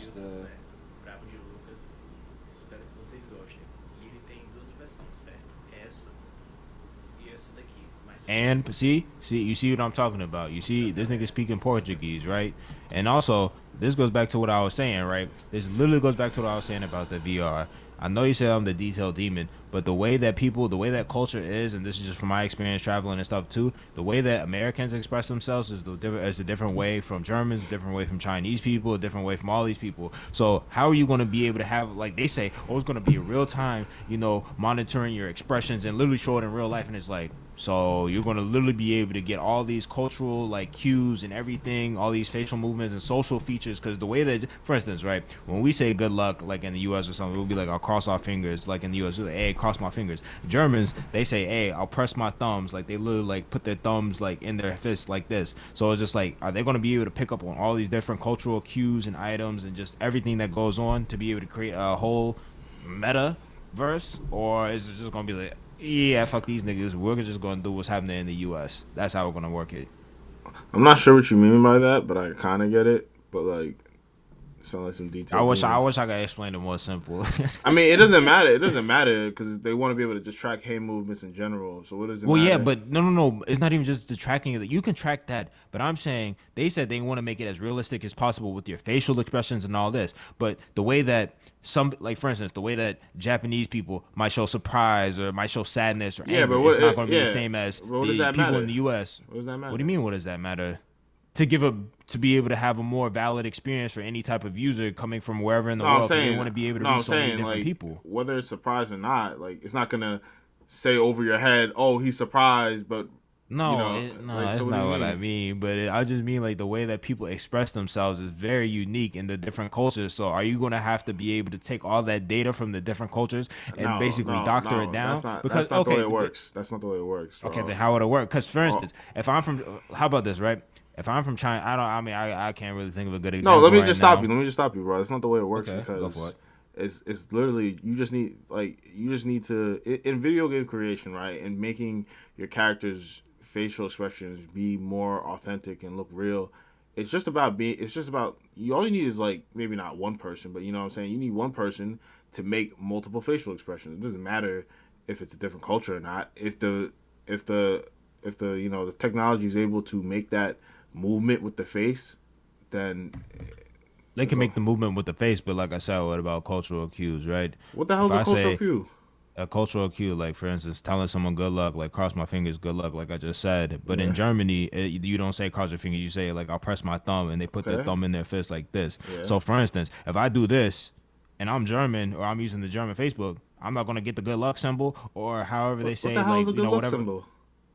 The crossing of your fingers. Bro, that's what I'm saying. That's what I'm saying. You could just do that with your hand. No, you can do that with your hand. But if you're coming from a culture where you don't know that's what good luck means, how are they going to be able to Are you even going to be able to get that? Are you even going to be? Who's going to get it? Who needs to get it?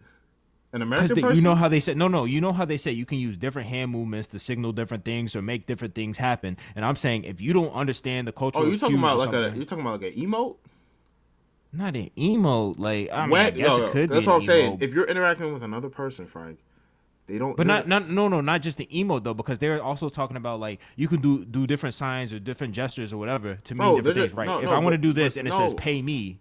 No, bro, that's not what they're talking about. They're not talking about. What do you mean? They're not talking about damn near doing sign language. They're talking about different gestures. No, that's not sign language, though. Bro, but you get my point, right? Like they don't care about emotes and making peace signs. They don't care about that. No, it's not about the making peace signs. It's about the communication aspect, right? What if I do this, right? If I do this and then it writes good luck, like that's not what's happening. That's what I'm saying. That's not what's happening. It's not gonna write words. It's not gonna write words just because you made hand signs. That's not like no. Why wouldn't it do that? Why would it? Why would they need that? That's the emote. So that's they literally just had the whole thing about it, tracking your hand movements and being able to write what you want. So why wouldn't I be able to make a sign and it just writes what I want instead, or think what I want and that's it does like, it instead? That's pretty much like sign language. Like who gives a fuck about that? If you want to write what you want to say, nigga, type that shit out. Oh Lord, what are you talking about? So so I could be like, oh bye bye, and then I'll be like, oh fuck you. But then in Japan, I gotta be, oh fuck you. Like who gives a fuck about that? Just, if you want to say fuck you, write that shit. Bro, I'm telling you, they I'm telling you, they gonna have to think about it. No, they don't. They don't gotta think about that. Different gestures and shit. Because as long as you can speak and then actually move your hands and your face, that's all you need. Okay. Why you don't need to be able to make sign languages so that it means something else. Like, who gives a fuck about that? I want to be able to. It's not just sign language to mean something else. Is the fact that you use a different. Okay, no, but I'm saying if I go, good luck. If I go, hey, I got my fingers crossed, good luck, and I'm saying good luck to you, you can see my face, and I'm making the finger signs. How is that not enough? But if I join the metaverse and I don't know this if I join the metaverse from China and I don't know this means good luck, and okay, let's role play it. Let's role play it. Okay. Hey, good luck, Frank. Thanks. So what was the problem? I know what good luck means. I know this means good luck. All right, I'm saying role play. What does that do? No, I'm saying role play as a German nigga. As a German people, like, what am I supposed to say? Role play as Like, someone that like, doesn't. Role play as someone that doesn't know what good luck is. Then you would have to write it down. No, but I wouldn't. saying, okay, no, because we're in the metaverse. Good luck, Frank. What do you say? Is it going to translate to me now?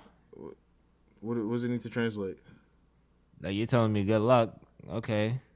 Yeah. So let's say I'm from China. Okay. I don't really understand English that well. So you tell me good luck.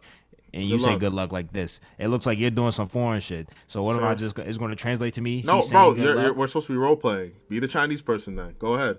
Good How luck. am I supposed to be the Chinese person? I said what role-play? Like, you have all these questions about what they're not going to understand. All right, so play yourself as the person that doesn't understand. Go ahead. I don't know if I can effectively do that because I can't compartmentalize knowing it and not knowing it. Okay, I'll do something that you don't know. Okay, go for it. Hey, have a good one, bro. What the hell was that? Why are you looking at me so crazy? What was that? What the hell was that? Oh, that's what we do in America. This is what you mean. This is what we say when we want you to, when we're saying bye. It's that simple. That's the metaverse. You just explain it to them right there.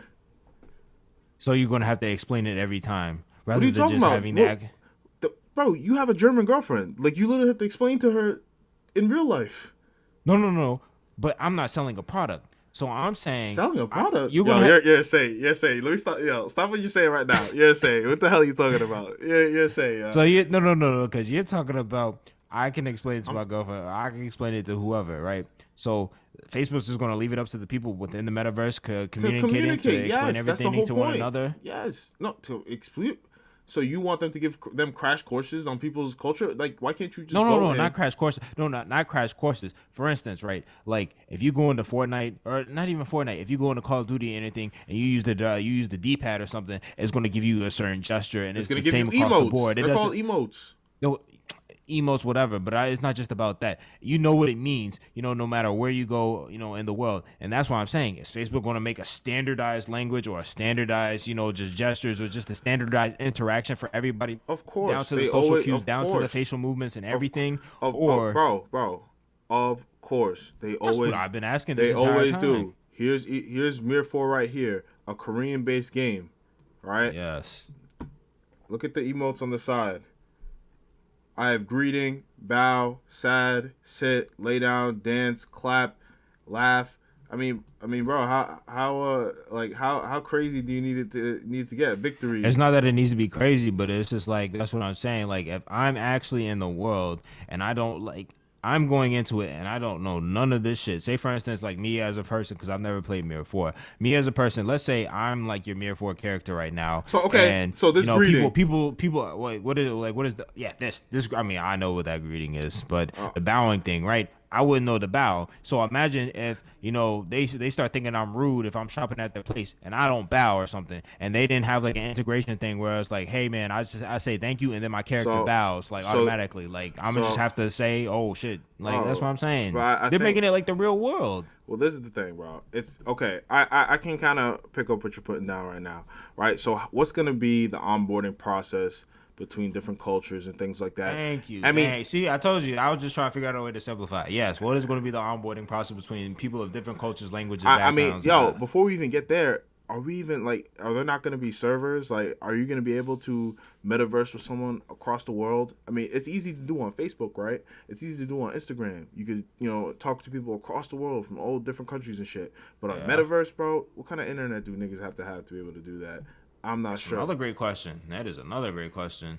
But I think when it comes to interactions between people of different cultures, they can let people handle it themselves. You know what I'm saying? And it's only, but I don't think only if it's not going to be about emotes and it's going to be about that interaction, right? So if Mark Zuckerberg is in workrooms with people from China, man, whether he fucking whether they want to do Asian customs to make them feel welcome, or the Asian people want to do American customs to make the Americans feel welcome, it's going to be in real time. They're going to either wave or they're going to bow. And it's up to you to know what that means. Not, But that's what I'm saying. Like, if it's the metaverse, I should be able to say, thanks, have a good day, and my dude in the metaverse bows. And I'm like, oh, hey, he got it. Bro, you're mistaken. Bro, you're supposed to be, you're wearing VR goggles. Like, it's not. So it's literally just me. It's literally my cues, my picture, everything I'm doing. It's not going to give me. It's not going to translate what I'm doing to other things. I just have to know that. That's ridiculous. If it's the metaverse, that's ridiculous. You should be able to incorporate. When I go into the metaverse, I should become. What's the Mr. Manhattan, Dr. Manhattan from. So you should be able to speak all languages. Yep, absolutely. This man is insane. Not speak all language, but I should be able to understand all language. If a dude comes up to me and speak Chinese, that shit should automatically translate. And if I speak back to him, it should translate back into Chinese. Yo, back to the Mirror 4. I mean, like, I'm in a Spanish clan right now. I mean, they got the Google Translate right there, They hit him with that. I mean, you can have that if you want. But, it's all, I mean, if you're going to connect the world via metaverse, I would assume you'd have to have that, which is why I say it would be so expensive. And that's why I was really going into the different details, because it's just like, how you connect this without really spending the bread on it. That's what you really Yes, that's absolutely why I want the Latin, bro. I am not going there to hear no damn, like I said, I better not, like, it don't even got to be like the New York lingo. Yo, I better not hear nobody from Alabama, from deep south when I go into the ancient Rome. Ancient Greek. All I better hear is people speaking like Giannis. Man, I didn't know you were a history major, man. That shit crazy. I wasn't. That's crazy. I mean, I definitely hear what you're saying. Definitely. I'm not worried about that. You know what I want, man? I want Jarvis, bro. Jarvis, bro. I need to be able to just flick. Oh, shit. I got my porn up. Took that shit down. Bro, fuck talking to other niggas, bro. Give me. Are you gonna have to be able to create Jarvis yourself within the metaverse? No. Have a Jarvis they got that. They got the hand shit, bro. I want that hand. That hand motion, the hand motion thing. Because I don't even know how they're getting that done. The hand motion thing, and the realistic, man. That Indian dude look realistic as hell. I still don't believe that was an avatar, bro. That shit look crazy. It did. Those two things is what I need off, bro. You need the full team. You need $150 million into that. Please give me that, bro. I'm swiping my computer. Bro, I need it. I need it now. Bro, making a beat. Imagine. So I hop into the Horizon with my homies, and we're going to make music. And, we're out here. I'm making a beat. I'm pull the drums out the air. And I pull the fucking piano in, and I'm mixing it in the air, bro. Oh my goodness, bro. It'd be so fucking beautiful, bro. That would be beautiful. But also, too, with my other question on top of that would be, why would I need to do this? If I had the AI, can I like show my AI how to do it and he does it for me? That is a big thing about the that a lot of people are scared of when it comes to music. But honestly, music is so like personal that I don't think like I don't think music can never run out. It's infinite, So, it is infinite, but I don't even just mean about the music. It for anything, marketing purposes, business purposes, school study purposes. If I have, for instance, if you're at school, you have a term paper due. Can I just tell my AI, dude, hey, I need it over this topic. It has to sound like me. He already knows what I sound like because I talk to him all the time. You need to sound like me.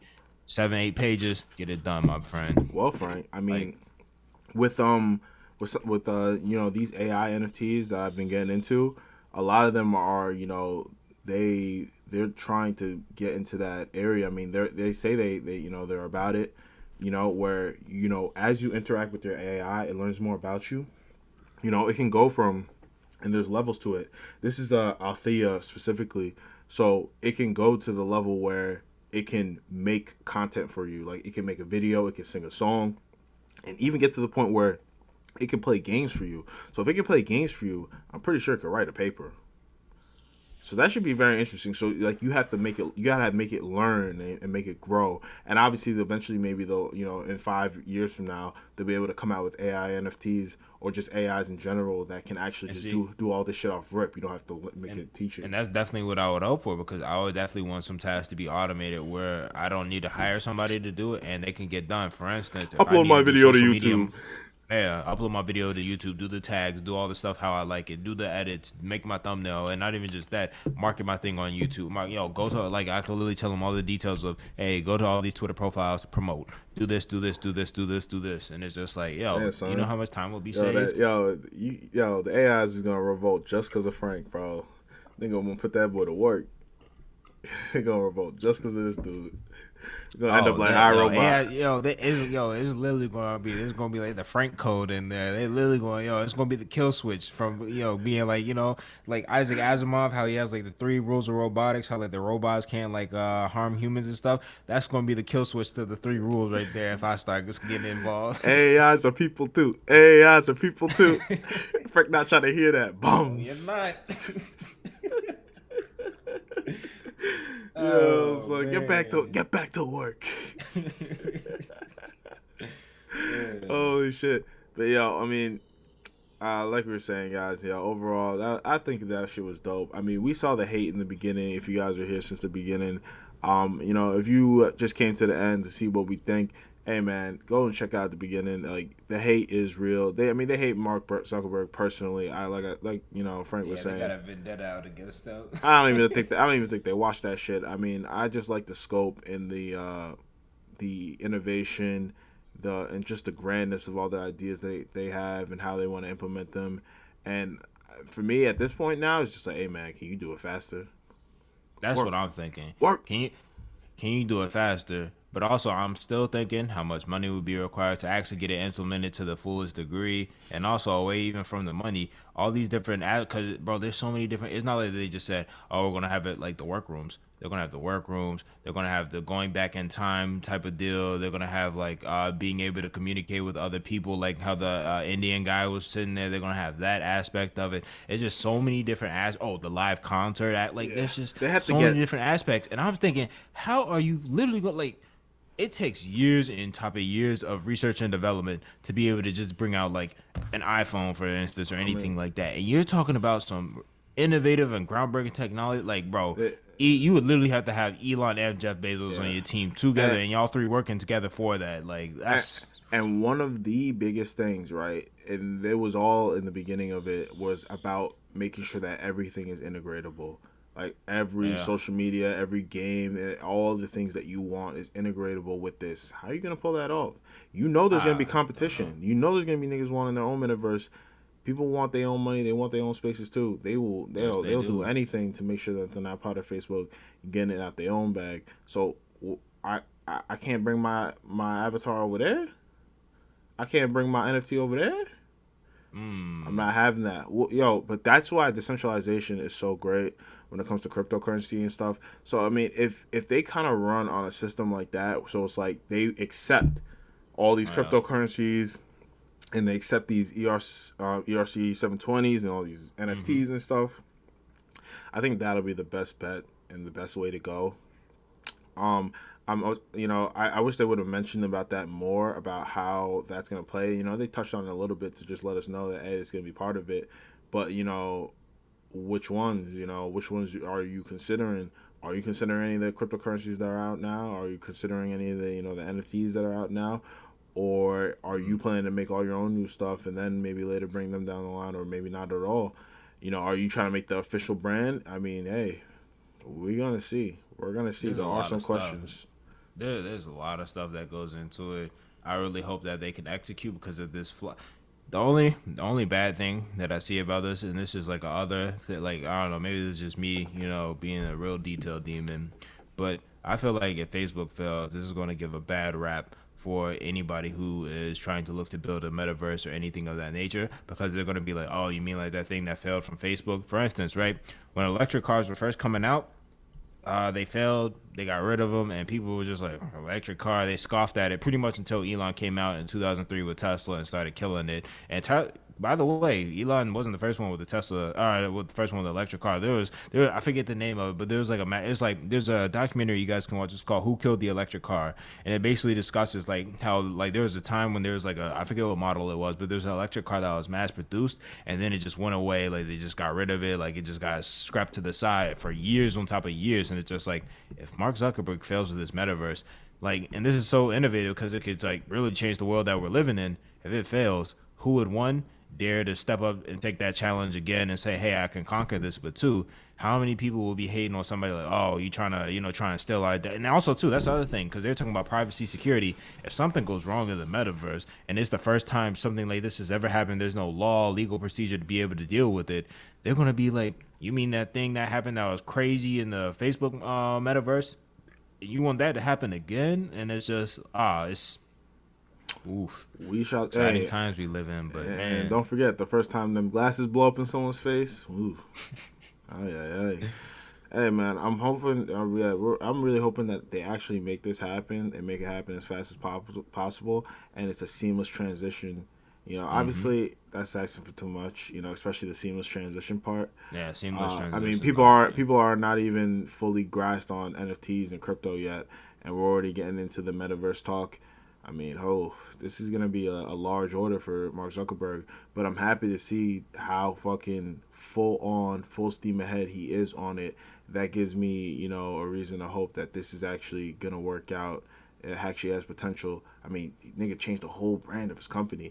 Now, could his back, giving some credit to all the detractors, is his back against the wall with the whole Facebook thing and all that kind of stuff? Potentially.